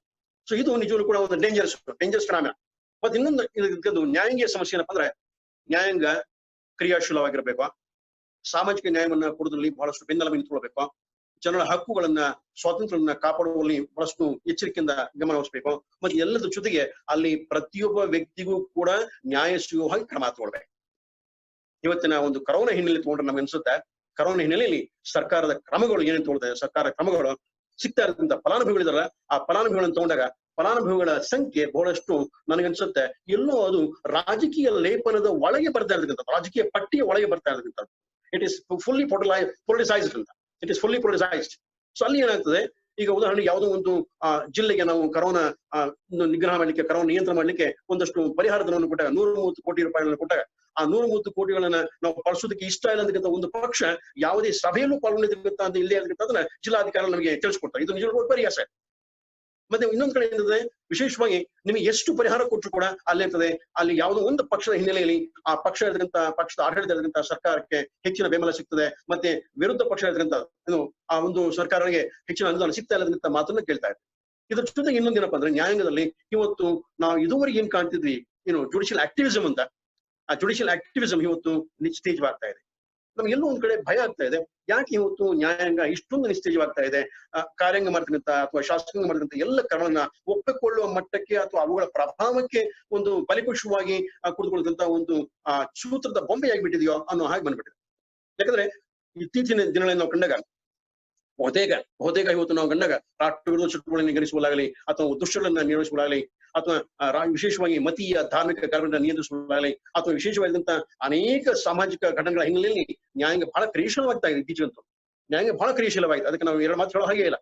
ಆದ್ರೆ ಈ ಒಂದು ಕರೋನಾ ಸಂದರ್ಭದಲ್ಲಿ ನ್ಯಾಯಾಂಗ ಯಾಕೆ ಇವತ್ತು ಕನ್ನಡಿಯ ಹಿಂದಿನ ಬಣ್ಣದ ಹಾಗೆ ನಿಂತು ಬಿಟ್ಟಿದೆ? ಪ್ರತಿಬಿಂಬ ಕಾಣ್ತಾ ಇರತಕ್ಕಂಥದ್ದು ಇಲ್ಲಿ ಕೇವಲ ಕಾರ್ಯಾಂಗ ಮತ್ತು ಶಾಸಕಾಂಗದ್ದು. ಆದ್ರೆ ನ್ಯಾಯಾಂಗ ಎಲ್ಲೂ ಕನ್ನಡಿಯ ಮುಂದೆ ಬರ್ತಿಲ್ಲ ಪ್ರತಿಬಿಂಬ ಕಾಣಲಿಕ್ಕೆ, ಆ ಕನ್ನಡಿಯ ಹಿಂದಿನ ಲೇಪನ ಇದ್ದ ಹಾಗಿದೆ. ಅದಕ್ಕೋಸ್ಕರ ಬಹುಶಃ ಇದನ್ನು ನಾವು ಪ್ರಶ್ನಾರ್ಥಕ ನೋಡಬೇಕಾಗ್ತದೆ. ಇದು ನಮಗೆ ಇರತಕ್ಕಂಥ ಇನ್ನೊಂದು ಸಮಸ್ಯೆ. ನೈರ್ಮಲೀಕರಣ, ಆರನೇದಾಗಿ ನೈರ್ಮಲೀಕರಣ, ಆಹಾರದ ಕೊರತೆ, ಒಳಚರಂಡಿ ವ್ಯವಸ್ಥೆ, ಸಾಮಾಜಿಕ ಅಂತರ ಮುಂತಾದ ಸಮಸ್ಯೆಗಳೊಂದಿಗೆ ಸಣ್ಣ ಪುಟ್ಟ ಮನೆಗಳಲ್ಲಿ ಬಹುಶಃ ನಮ್ಮ ಭಾರತದ ಕುಟುಂಬ ವ್ಯವಸ್ಥೆ ಚೆನ್ನಾಗಿ ಗೊತ್ತಿರಬೇಕು. ನಮ್ಮ ಭಾರತದಲ್ಲಿ ವಿಶೇಷವಾಗಿ ವಸುಧೈವ ಕುಟುಂಬಕಂದ ನಮ್ಮಲ್ಲಿ ಕೂಡು ಕುಟುಂಬಗಳು ಜಾಸ್ತಿ ಇದೆ. ಒಂದು ಕುಟುಂಬಗಳು ಅಂದ್ರೆ ನಮ್ಮಲ್ಲಿ ಎಲ್ಲರ ಒಟ್ಟಿಗೆ ವಿಶೇಷವಾಗಿ ಕುಟುಂಬಗಳು ಬಿಡಿ ಕುಟುಂಬಗಳು ನಮ್ಮಲ್ಲಿ ಸ್ಯಾಟಲೈಟ್ ಫ್ಯಾಮಿಲೀಸ್ ನಮ್ಮಲ್ಲಿ ಇಲ್ಲ. ನಾವು ಇರ್ತಕ್ಕಂಥ ಎಲ್ಲರೂ ಕೂಡ ನಮ್ಮಲ್ಲಿ ಜಾಯಿಂಟ್ ಫ್ಯಾಮಿಲೀಸ್ ಜಾಸ್ತಿ ಇರ್ತಕ್ಕಂಥ. ಇಂಥ ಜಾಯಿಂಟ್ ಫ್ಯಾಮಿಲೀಸ್ ಇರತಕ್ಕಂಥದ್ದು ವಿಶೇಷವಾಗಿ ಟೈನಿ ಹೌಸಸ್ ಅಲ್ಲಿ ಇರ್ತಕ್ಕಂಥದ್ದು. ಅಂತ ಟೈನಿ ಹೌಸಸ್ ಅಲ್ಲಿ ಇರ್ತಕ್ಕಂಥ ಇದರಲ್ಲಿ ನಗರ ಪ್ರದೇಶಗಳಲ್ಲೇ ಬೇರೆ ಸಮಸ್ಯೆ ಇದೆ, ಗ್ರಾಮಾಂತರ ಪ್ರದೇಶಗಳಲ್ಲೇ ಬೇರೆ ಸಮಸ್ಯೆ ಇದೆ. ಗ್ರಾಮಾಂತರ ಪ್ರದೇಶ ತಗೊಂಡಾಗ ಅಲ್ಲಿ ಒಳಚರಂಡಿ ವ್ಯವಸ್ಥೆ ಇಲ್ಲ, ವಿದ್ಯುತ್ ದೀಪದ ಸಮಸ್ಯೆ ಇಲ್ಲ, ಅದೊಂದು ಸರಬರಾಜು ಇಲ್ಲ, ಅಥವಾ ಕುಡಿಯುವ ನೀರಿನ ಸೌಲಭ್ಯ ಇಲ್ಲ ಅಲ್ಲಿ, ಮತ್ತೆ ಆರೋಗ್ಯದ ಸೌಲಭ್ಯ ಕಡಿಮೆ ಆಗ್ತಾ ಇದೆ, ಮತ್ತೆ ಸಂಚಾರ ಸಾರಿಗೆ ಸಂಪರ್ಕ ಇಲ್ಲ, ಮತ್ತೆ ಶುಚಿತ್ವ ಇಲ್ಲವೇ ಇಲ್ಲ. ಮತ್ತೆ ಇದಕ್ಕೆ ತಗೊಂಡ್ರೆ ನಗರ ಪ್ರದೇಶಗಳು ಹೊರತಾಗಿ ಏನಿಲ್ಲ. ನಗರ ಪ್ರದೇಶಗಳು ಕೇವಲ ಹೆಸರಿಗೆ ಮಾತ್ರ ನಗರದ ಒಂದು ಲೇಪನವನ್ನು ಹಾಕೊಂಡಿದೆ, ಆಧುನಿಕತೆಯ ಸೋಂಕು ಅಂತ. ಆದ್ರೆ ಎಲ್ಲ ರಾಷ್ಟ್ರದ ಬಂಡವಾಳವನ್ನು ಬಳಸ್ಕೊಂಡ್ರು ಕೂಡ ಅನೇಕ ನಗರಗಳಲ್ಲೂ ಕೂಡ ಇವತ್ತು ಮೆಟ್ರೋಪಾಲಿಟನ್ ಸಿಟೀಸ್ ಅಂತ ಹೇಳ್ತೇವೆ, ಆ ಮೆಟ್ರೋಪಾಲಿಟನ್ ಸಿಟೀಸ್ ಅಲ್ಲೂ ಕೂಡ ಇವತ್ತು ಗಬ್ಬು ನಾರದೇ ಇರತಕ್ಕಂಥ ಒಳಚರಂಡಿಗಳನ್ನ ನಾವು ಕಾಣ್ತೇವೆ, ಮತ್ತು ಸಂಚಾರಕ್ಕೆ ಯೋಗ್ಯವಾದ ಇರತಕ್ಕಂಥ ರಸ್ತೆಗಳನ್ನು ಕಾಣ್ತೇವೆ. ಮತ್ತೆ ಎಷ್ಟೋ ಕಡೆ ಆಸ್ಪತ್ರೆಗಳಲ್ಲಿ ಇವತ್ತು ಉಚಿತವಾದ ಸೌಲಭ್ಯ ಸಿಗದೇ ಇರತಕ್ಕಂಥ ನತದೃಷ್ಟರು ಇವತ್ತು ನಮಗೆ ಜನಗಳು ಕಾಣ್ತಾ ಇದ್ದಾರೆ. ಹಾಗಾಗಿ ಇವತ್ತು ನಾಯಕರ ಹಾಗೆ ಎಲ್ಲೂ ಕೂಡ ಸೂಪರ್ ಸ್ಪೆಷಾಲಿಟಿ ಹಾಸ್ಪಿಟಲ್ಸ್ ಪ್ರೈವೇಟ್ ಇದರಲ್ಲಿ ಬೆಳೆದಕ್ಕೆ ಸಾಧ್ಯ ಆಗ್ತಾ ಇದೆ ಅಂತಕ್ಕಂಥದ್ದು ಒಂದು ಎಚ್ಚರಿಕೆ ಮಾತು. ಸೊ ಹಾಗಾಗಿ ಈ ಎಲ್ಲ ಒಂದು ಹಿನ್ನೆಲೆ ತಗೊಂಡಾಗ ಅಂದ್ರೆ ಏನು, ನೈರ್ಮಲೀಕರಣ, ಆಹಾರದ ಕೊರತೆ, ಒಳಚರಂಡಿ, ಸಾಮಾಜಿಕ ಅಂತರ, ಮತ್ತೆ ಪುಟ್ಟ ಮನೆಯಲ್ಲಿ ಕುಟುಂಬಗಳು, ಪುಟ್ಟ ಮನೆ ಮತ್ತು ಕುಟುಂಬ, ಟೈನಿ ಹೌಸ್ ಅಂಡ್ ಫ್ಯಾಮಿಲೀಸ್ ಅಂತ ಆ ಕುಟುಂಬದಲ್ಲಿ ಹೆಚ್ಚು ಜನ ವಾಸಿಸುವ ಅಂತಹ ಭಾರತದಂತಹ ರಾಷ್ಟ್ರಗಳಲ್ಲಿ ಕರೋನಾ ತಡೆ ಕಾರ್ಯಕ್ರಮಗಳು ಯುದ್ಧೋಪರಿಯಲ್ಲಿ ನಡಿಬೇಕಾಗಿದೆ. ವಾರ್ ಫುಟ್ ಅಲ್ಲಿ ನಡಿಬೇಕಿದು. ನಾವು ಹೇಳುವುದು ನೀವು ಮಾಡುವಂತಲ್ಲ, ಇಮಿಡಿಯೇಟ್ ಎವ್ಯಾಕ್ಯುಯೇಷನ್ ಆಗ್ಬೇಕಿದು. ಇದು ಆಗ್ತಾ ಇಲ್ಲ, ಇದು ಬಹಳ ಕಷ್ಟ ಸಾಧ್ಯ ಆಗ್ತಿದೆ. ಸರ್ಕಾರ ಏನೇ ಕ್ರಮ ತಗೊಂಡು ಕೂಡ ಜನರ ಸಹಕಾರ ಅಂತಕ್ಕಂಥದ್ದು ವಿಶೇಷವಾಗಿ ಇರ್ಬೇಕಾದಂತ ನಾವು ನೋಡ್ಬೇಕಾಗ್ತದೆ. ಇನ್ನು ಏಳನೇದು ತಗೊಂಡಾಗ ಕರೋನಾ ವೈರಸ್ ಹಬ್ಬುವುದನ್ನು ತಡೆಯರು ಆಸ್ಪತ್ರೆ ವೈದ್ಯರು, ಪೊಲೀಸರು, ದಾದಿಯರು, ವಾಹನ ಚಾಲಕರು, ಆಹಾರ ಸಂಸ್ಕರಣೆ ಮಾಡ್ತಕ್ಕಂಥವರು, ಪೌರ ಕಾರ್ಮಿಕರು, ಸೇನಾನಿಗಳು ಮತ್ತು ಇತರೆ ಇವರನ್ನೆಲ್ಲ ಕೂಡ ವಿಶೇಷವಾಗಿ ಹೆಚ್ಚು ಹೆಚ್ಚು ಕ್ರಿಯಾಶೀಲವಾಗಬೇಕಿದ್ದ ಅನಿವಾರ್ಯತೆ ಇದೆ. ಅನೇಕವಾಗಿ ಖಾಸಗಿ ಸಂಸ್ಥೆಗಳು ಮತ್ತೆ ಅನೇಕ ಜನಪರ ಕಲ್ಯಾಣ ಸಂಸ್ಥೆಗಳೇನಿದೆ ಅವೆಲ್ಲ ಕೂಡ ಇವತ್ತು ತೆರೆ ಮರೆಯಲ್ಲಿ ಇವತ್ತು ನಿಮಗೆ ಮಾಸ್ಕ್ ಅನ್ನ ಸಪ್ಲೈ ಮಾಡೋದನ್ನ ಹೇಳಿದ್ರು. ಮಾಸ್ಕ್, ಸ್ಯಾನಿಟೈಸರು, ಫುಡ್ ಪ್ಯಾಕೆಟ್ಸು, ಮತ್ತೆ ವಿಶೇಷವಾಗಿ ವಾಹನಗಳಿಗೆ ಇಂಧನ ಸಪ್ಲೈ ಮಾಡ್ತಕ್ಕಂಥದ್ದು, ಮತ್ತೆ ನೀರಿನ ಬಾಟಲ್ ಸಪ್ಲೈ ಮಾಡ್ತಕ್ಕಂಥದ್ದು, ಮತ್ತೆ ವಿಶೇಷವಾಗಿ ಅಲ್ಲಿ ಟೆಸ್ಟ್ ಮಾಡ್ಲಿಕ್ಕೆ ಕೊಡ್ತಕ್ಕಂಥ ಕಿಟ್ಗಳನ್ನ ಆ ಕಿಟ್ಗಳನ್ನ ಸರ್ವೈವ್ ಮಾಡ್ತಕ್ಕಂಥದ್ದು, ಮತ್ತೆ ಮಕ್ಕಳಿಗೆ ವಿದ್ಯಾಭ್ಯಾಸ ಮಾಡ್ತಕ್ಕಂಥ ಮಕ್ಕಳಿಗೆ ಆನ್ಲೈನ್ ಶಿಕ್ಷಣದ ಮೂಲಕ ಉಚಿತ ಆನ್ಲೈನ್ ಶಿಕ್ಷಣ ಕೊಡ್ತಕ್ಕಂಥದ್ದು, ಬೋಧನೆ ಮಾಡ್ತಕ್ಕಂಥದ್ದು, ಇಂಥ ಅನೇಕ ಕ್ರಮಗಳನ್ನ ತಗೊಳ್ಳೋದ್ರ ಮೂಲಕ ಇವರೆಲ್ಲ ಕೂಡ ಏನಿದೆ ವಿಶೇಷವಾಗಿ ಎಲೆ ಮರೆಯ ಕಾಯಿಗಳ ಹಾಕಿ ಕೆಲಸ ಮಾಡ್ತಾ ಇದ್ದಾರೆ. ಇವರ ಸೇವೆಯನ್ನ ನಾವೆಲ್ಲ ಕೂಡ ಕೊಂಡಾಡಲೇಬೇಕಾಗ್ತದೆ. ಇದಕ್ಕೇನೆ ಇವತ್ತು ನಾವು we have to salute them ಅಂತ ರಾಷ್ಟ್ರ ಧ್ವಜವನ್ನ ಮುಂದೆ ಇಟ್ಕೊಂಡು ನಾವು ಇವರನ್ನೆಲ್ಲ ಕೂಡ ಗೌರವಿಸಬೇಕಾಗ್ತದೆ. ಬಹುಶಃ ಇವರ ಸೇವೆ ದೇವರಿಗೆ ಪ್ರೀತಿಯಾಗಿದೆ. ಯಾಕಂದ್ರೆ ಅವ್ರಿಗೂ ಸಂಸಾರ ಇದೆ, ಅವ್ರಿಗೂ ಕುಟುಂಬಗಳಿದೆ, ಅವ್ರಿಗೂ ಕೂಡ ತನ್ನವರು ನನ್ನವರು ಇರ್ತಾರೆ. ಆದ್ರೆ ಎಲ್ಲ ಶೋಕನ ಬಿಟ್ಟು ಎಷ್ಟೋ ತಾಯಿಂದರು ಮಕ್ಕಳನ್ನ ಮನೆಯಲ್ಲಿ ಬಿಟ್ಟು 3 ತಿಂಗಳು ಮಗುವನ್ನ ಮನೆಯಲ್ಲಿ ಬಿಟ್ಟು ಬಂದಂತ ದಾದಿಯನ್ನು ಕಾಣ್ತೇವೆ. ಮತ್ತೆ ಶರ ಶೈಲಿದಂತ ವಿಶೇಷವಾಗಿ ಸಾವಿನ ಇದರಲ್ಲಿ ಹಾಸಿಗೆ ಮಲಗಿದಂತ ತಂದೆಯನ್ನ ಶುಶ್ರೂಷೆ ಮಾಡ್ಲಿಕ್ಕೂ ಸಾಧ್ಯವಾದಂತ ಆ ಪೊಲೀಸ್ ಪೇದೆಯನ್ನು ನಾವು ಕಾಣ್ತೇವೆ. ಮತ್ತೆ ವಿಶೇಷವಾಗಿ ತನ್ನ ಪೋಷಕರ ಯಾವುದೇ ರೀತಿಯ ಮಕ್ಕಳನ್ನೇ ನೋಡ್ಲಿಕ್ಕೆ ಸಾಧ್ಯ ಆಗದಂತ ತಿಂಗಳಾನುಗಟ್ಲೆ ಒಬ್ಬ ಡಾಕ್ಟರ್ನ ಅವನು ವಿಶೇಷವಾಗಿ ಹಾಸ್ಪಿಟಲ್ ಇದ್ದು 24 ಗಂಟೆ ಕೆಲಸ ಮಾಡ್ತಕ್ಕಂಥ ನಿಷ್ಪೃಹ ಸೇವೆ ಮಾಡ್ತಿರ್ತಕ್ಕಂಥ ವ್ಯಕ್ತಿಗಳನ್ನ ಗಮನಿಸ್ತಾ ಇದ್ದೇವೆ. ಬಹುಶಃ ಇವರ ಸೇವೆಯನ್ನ ನಾವು ವರ್ಣಿಸ್ಲಿಕ್ಕೆ ನಮ್ಮ ಪದಗಳೇ ಸಾಕಾಗುವುದಿಲ್ಲ. ಹಾಗಾಗಿ ಇವರೆಲ್ಲರಿಗೂ ದೊಡ್ಡ ನಮನವನ್ನು ಸಲ್ಲಿಸಬೇಕಾಗಿದೆ. ಆದ್ರೆ ಇದು ಏನಾಗ್ತದೆ, ಇದು ಕೇವಲ ಒಂದು ವರ್ಗಕ್ಕೆ ಮೀಸಲಾಗಬಾರದು. ಒಂದು ವರ್ಗ ಅಂತ ಏನಿದೆ, ಒಂದು ವರ್ಗ ಅಂದ್ರೆ ಒಂದ್ ಸೆಕ್ಷನ್ ಆಫ್ ಒಂದು ಗ್ರೂಪ್ ಆಫ್ ಪೀಪಲ್ ಅಂತ ಏನಿದೆ, ಆ ಒಂದು ಗ್ರೂಪ್ ಪೀಪಲ್ ಮಾತ್ರ ಇದು ಆಗ್ಬಾರ್ದು. ಪ್ರತಿಯೊಬ್ಬರು ಕೂಡ ತನ್ನ ಶಕ್ತಿಯ ಅನುಸಾರವಾಗಿ ನಿಷ್ಪ್ರಭವಾದ ಸೇವೆಯನ್ನು ಸಲ್ಲಿಸಲಿಕ್ಕೆ ಸಂಕಲ್ಪವನ್ನು ಮಾಡಿದ್ದಾದ್ರೆ ಇದು ನಿಜವಾಗ್ಲೂ ಕೂಡ ಈ ಕರೋನಾ ಅಂತಕ್ಕಂಥ ಒಂದು ಮಾರಿಯನ್ನ ನಾವೆಲ್ಲ ಕೂಡ ಹೊಡೆದಷ್ಟಿಗೆ ಸಾಧ್ಯ ಆಗುವುದೇನು. ಇದೊಂದು ಪ್ರಕೃತಿ ವಿಕೋಪವೇ ಅಥವಾ ನೋಡಿ, ಇದು ಒಂದು ಪ್ರಶ್ನೆ. ಇದೊಂದು ಪ್ರಕೃತಿ ವಿಕೋಪವೇ, ನ್ಯಾಷನಲ್ ಕಲಾಮಿಟಿ, ಅಥವಾ ಮುಂದುವರೆದ ಕೈಗಾರಿಕಾ ರಾಷ್ಟ್ರಗಳು ಮಾಡಿದ ರಾಜಕೀಯ ಚುನಾವಣೆಯೇ ಎಂಬುದು ಯಕ್ಷ ಪ್ರಶ್ನೆ ಆಗಿದೆ.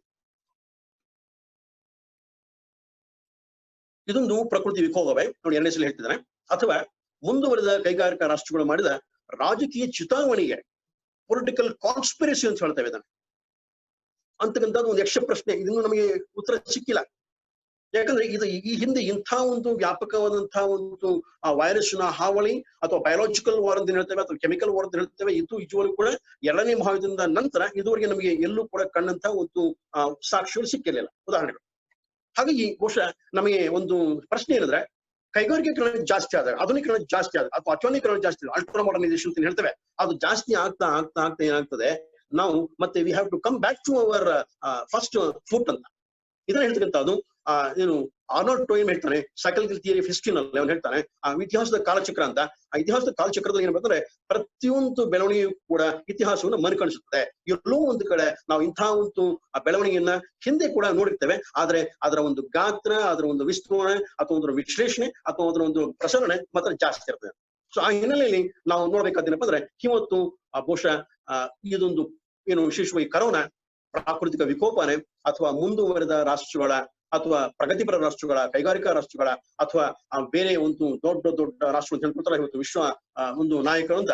ಆ ವಿಶ್ವ ನಾಯಕರು ಮಾಡುವಂತ ರಾಜಕೀಯ ಚುನಾವಣೆ ಅಂತಕ್ಕಂಥದ್ದೇ ಒಂದು ದೊಡ್ಡ ಬಿಡಿಸಲಾಗದ ಕಗ್ಗಂಟಾಗಿದೆ. ಇದಕ್ಕೆ ಉತ್ತರ ಕೊಡ್ಬೇಕಾಗುತ್ತೆ ಎಲ್ಲರೂ. China, America, Russia, France, Brazil, Korea, Germany, ಯಾವ ರಾಷ್ಟ್ರ ಕೂಡ ಅಂದ್ರೆ ಯಾವ ಮುಂದುವರೆದ ರಾಷ್ಟ್ರಗಳೂ ಸಹ ಇದುವರೆಗೆ ಇದಕ್ಕೆ ಲಸಿಕೆ ಅಥವಾ ಔಷಧಿ ಚುಚ್ಚುಮದ್ದು ಕಂಡುಹಿಡಿಯುವ ಸಾಧ್ಯತೆ ಆಗ್ತಾ ಇಲ್ಲ. ಪ್ರಯತ್ನ ಮಾಡ್ತಾನೆ ಇದ್ದಾರೆ, ಆದ್ರೆ ಸಾಧ್ಯ ಆಗ್ತಾ ಇಲ್ಲ. ಅಂದ್ರೆ ಆ ಸಮಸ್ಯೆ ಎಷ್ಟು ಭೀಕರವಾಗಿದೆ ಅಂತಕ್ಕಂಥದ್ದನ್ನ ಇದು ತೋರಿಸ್ತದೆ. ಇತ್ತೀಚಿನ ದಿನಗಳಲ್ಲಿ ನಾವು ಭೂಕುಸಿತ, ಸಮುದ್ರದ ಉಬ್ಬರ, ಹಿಮಪಾತ, ಬಿಸಿಲಿನ ಝಳ, ಭೂ ತಾಪಮಾನ ಹೆಚ್ಚಳ ಮುಂತಾದ ಸಮಸ್ಯೆಗಳಿಗೆ ಪರಿಹಾರ ತೆಗೆದುಕೊಳ್ತಿದ್ದೇವೆ. ಇದು ನಮಗೆ ನಿಜವಾಗ್ಲೂ ಕೂಡ ಒಂದು ನ್ಯಾಷನಲ್ ಕ್ಯಾಲಾಮಿಟೀಸ್ ಅಂತ. ಇಂಥವೆಲ್ಲ ಕೂಡ ತುರ್ತು ಪರಿಸ್ಥಿತಿಗಳು ಯಾವಂದ್ರೆ, ಒಂದು ನಮಗೆ ಭೂಕುಸಿತ ಆಗ್ತಕ್ಕಂಥದ್ದು, ಲ್ಯಾಂಡ್ ಸ್ಲೈಡ್ಸ್ ಅಂತ, ಮಡ್ ಸ್ಲೈಡ್, ಸಮುದ್ರದ ಉಬ್ಬರ, ಮತ್ತೆ ಹಿಮಪಾತ, ಗ್ಲೇಸಿಯರ್ಸ್ ಅಂತ, ಬಿಸಿಲಿನ ಝಳ, ಗೊತ್ತಾಯ್ತಾ. ಸೊ ಭೂ ತಾಪಮಾನ ಹೆಚ್ಚಳ ಮುಂತಾದ ಸಮಸ್ಯೆಗಳಿಗೆ ನಾವು ಪರಿಹಾರ ತಗೊಳ್ತಾನಿದೆ.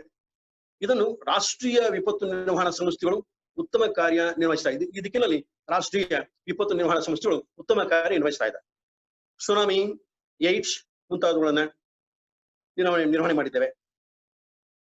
ಕೇರಳ, ಮುಂಬೈ ಮತ್ತು ತಮಿಳುನಾಡು, ಪಶ್ಚಿಮ ಬಂಗಾಳದಲ್ಲಿ ಅತಿವೃಷ್ಟಿಯಿಂದ ವಿನಾಶ ತಡೆಯಲು ನಾವು ಬಹಳಷ್ಟು ಉತ್ತಮ ಕ್ರಮ ತಗೊಂಡಿದ್ದೇವೆ.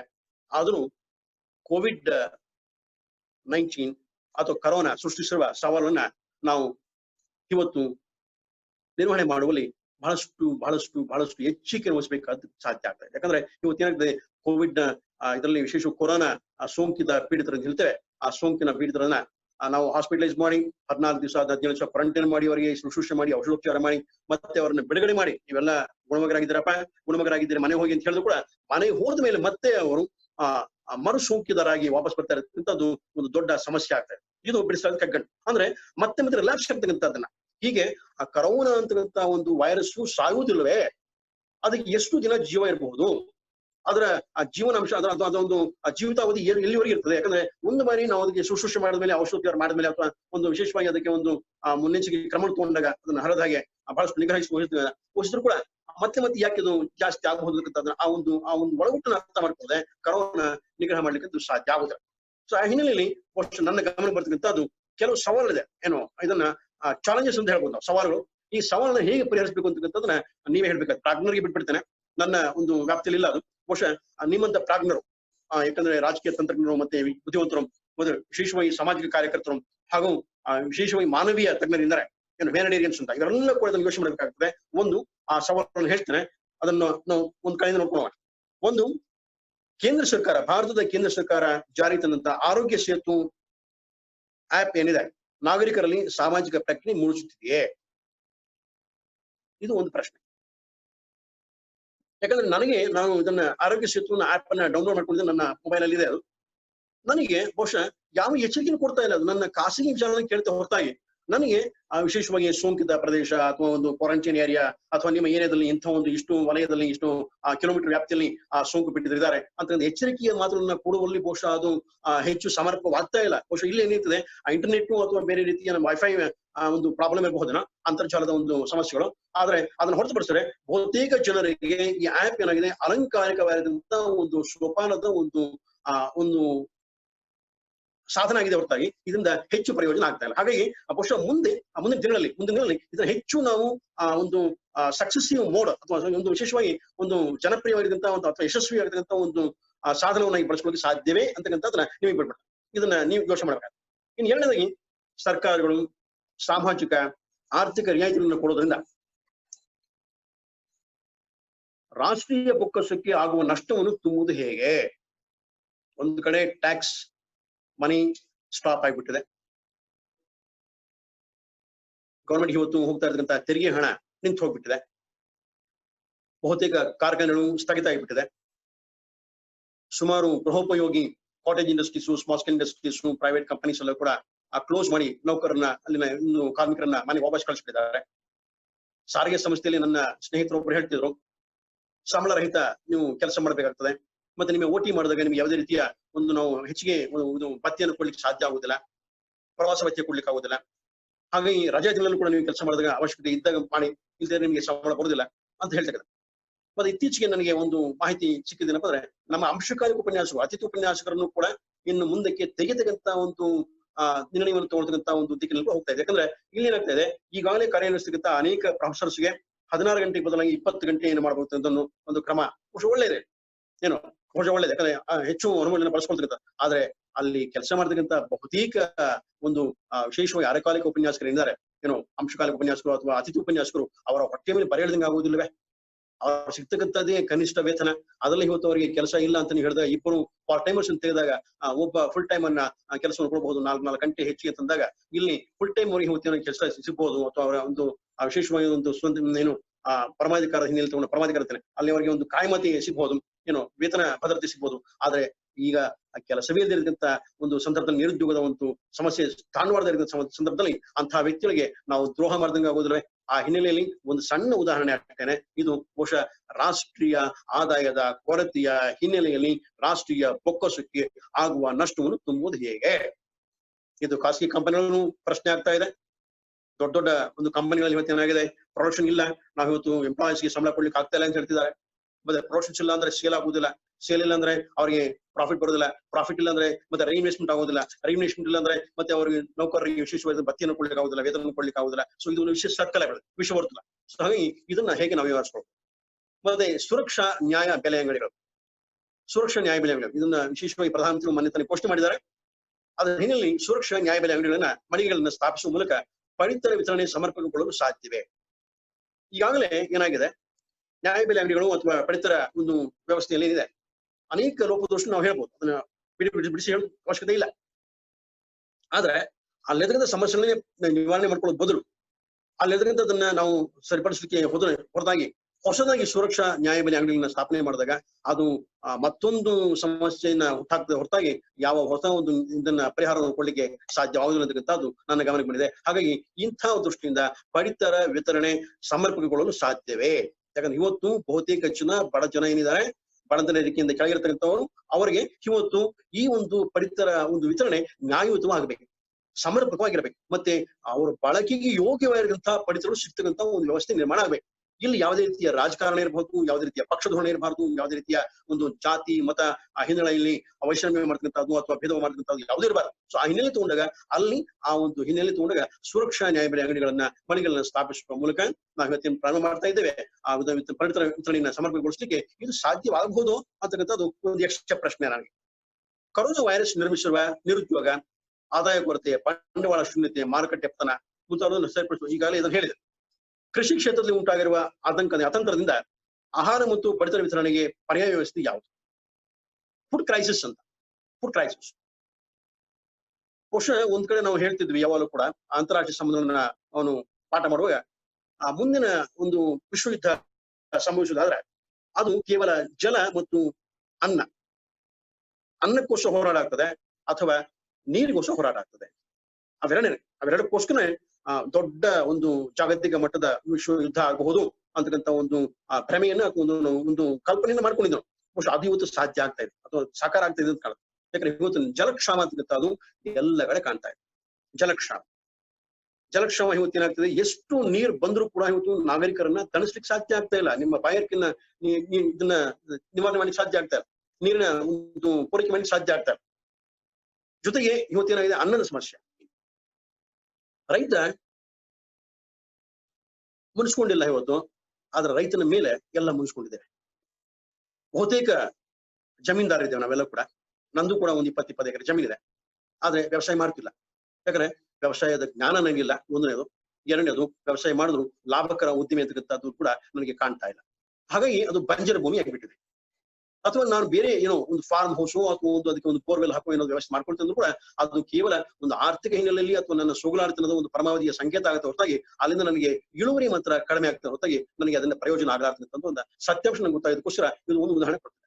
ಹಾಗಾಗಿ ಇವತ್ತೇನಾಗಿದೆ, ಬಹುತೇಕ ಕೃಷಿ ಪ್ರಧಾನ ಒಂದು ಕೈಗಾರಿಕೆಗಳು, ಕೃಷಿ ಪ್ರಧಾನವಾಗಿರ್ತಕ್ಕಂಥ ಕೈಗಾರಿಕೆಗಳು ಅಥವಾ ಕೃಷಿ ಕ್ಷೇತ್ರ ನಮ್ಮಲ್ಲಿ ಇವತ್ತೇನಾಗಿದೆ, ಬಹಳ ಅತಂತ್ರ ಸ್ಥಿತಿಯಲ್ಲಿ ಬಂದಿದೆ. ರೈತನನ್ನ ಒಂದು ರಾಷ್ಟ್ರದ ಬೆನ್ನೆಲುಬು ಅಂತ ನಾವು ಕರಿತೀವಲ್ಲ, ಇವತ್ತು ರಾಷ್ಟ್ರನಿಗೆ ಆ ಬೆನ್ನೆಲುಬಲ್ಲ, ಅದು ಆತನಿಗೆ ಬೆನ್ನೆಲುಬೆ ಮುರಿದೋಗ್ಬಿಟ್ಟಿದೆ. ಇವತ್ತು ರೈತನಿಗೆ ಬೆನ್ನೆಲುಬೆ ಇಲ್ಲ, ಅವನ ಜೀವನ ಇವತ್ತು ಬಹಳ ಕಷ್ಟದಲ್ಲಿದೆ. ಅವನು ಉಸಿರಾಡತಕ್ಕಂಥದ್ದು ಬಹಳ ಕಷ್ಟ ಸಾಧ್ಯ ಆಗ್ಬಿಟ್ಟಿದೆ. ಅವನು ತುತ್ತು ಅನ್ನಕ್ಕೂ ಪರದಾಡಬೇಕಾಗಿದೆ.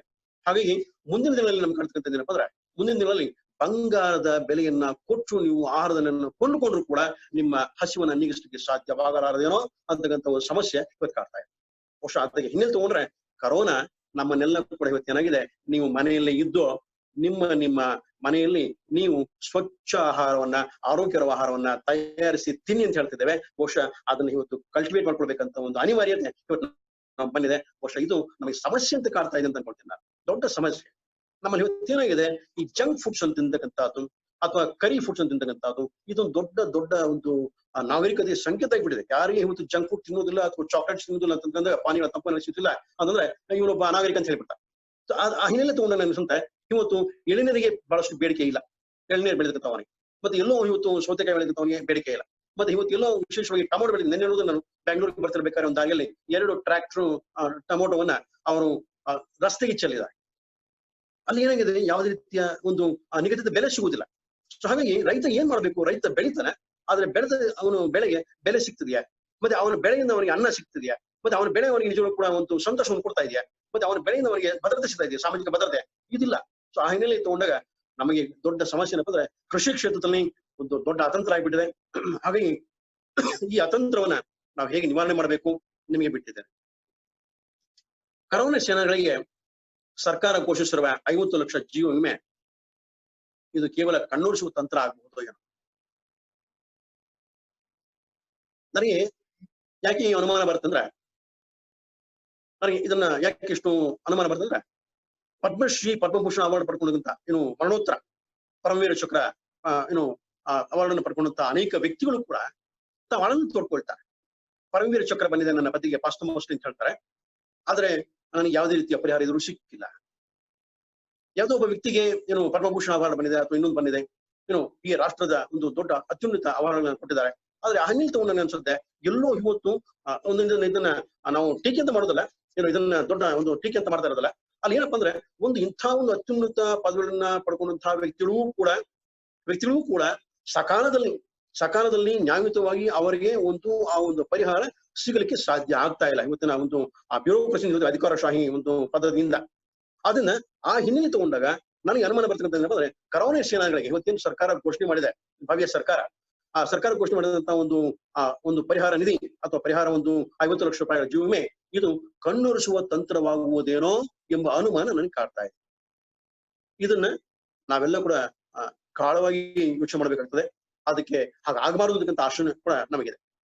ಇನ್ನು ಶಿಕ್ಷಣ, ವೈದ್ಯಕೀಯ, ಪೌರ ಸೇವೆ, ಸಾರಿಗೆ, ಗೃಹಕೃತ್ಯ ಸೇವೆಗಳಲ್ಲಿ ತೊಡಗಿಕೊಂಡವರಿಗೆ ಯಾವ ರೀತಿಯ ಸಾಮಾಜಿಕ ಬದ್ಧತೆ ಮತ್ತು ನೆರವು ನೀಡಬಹುದು?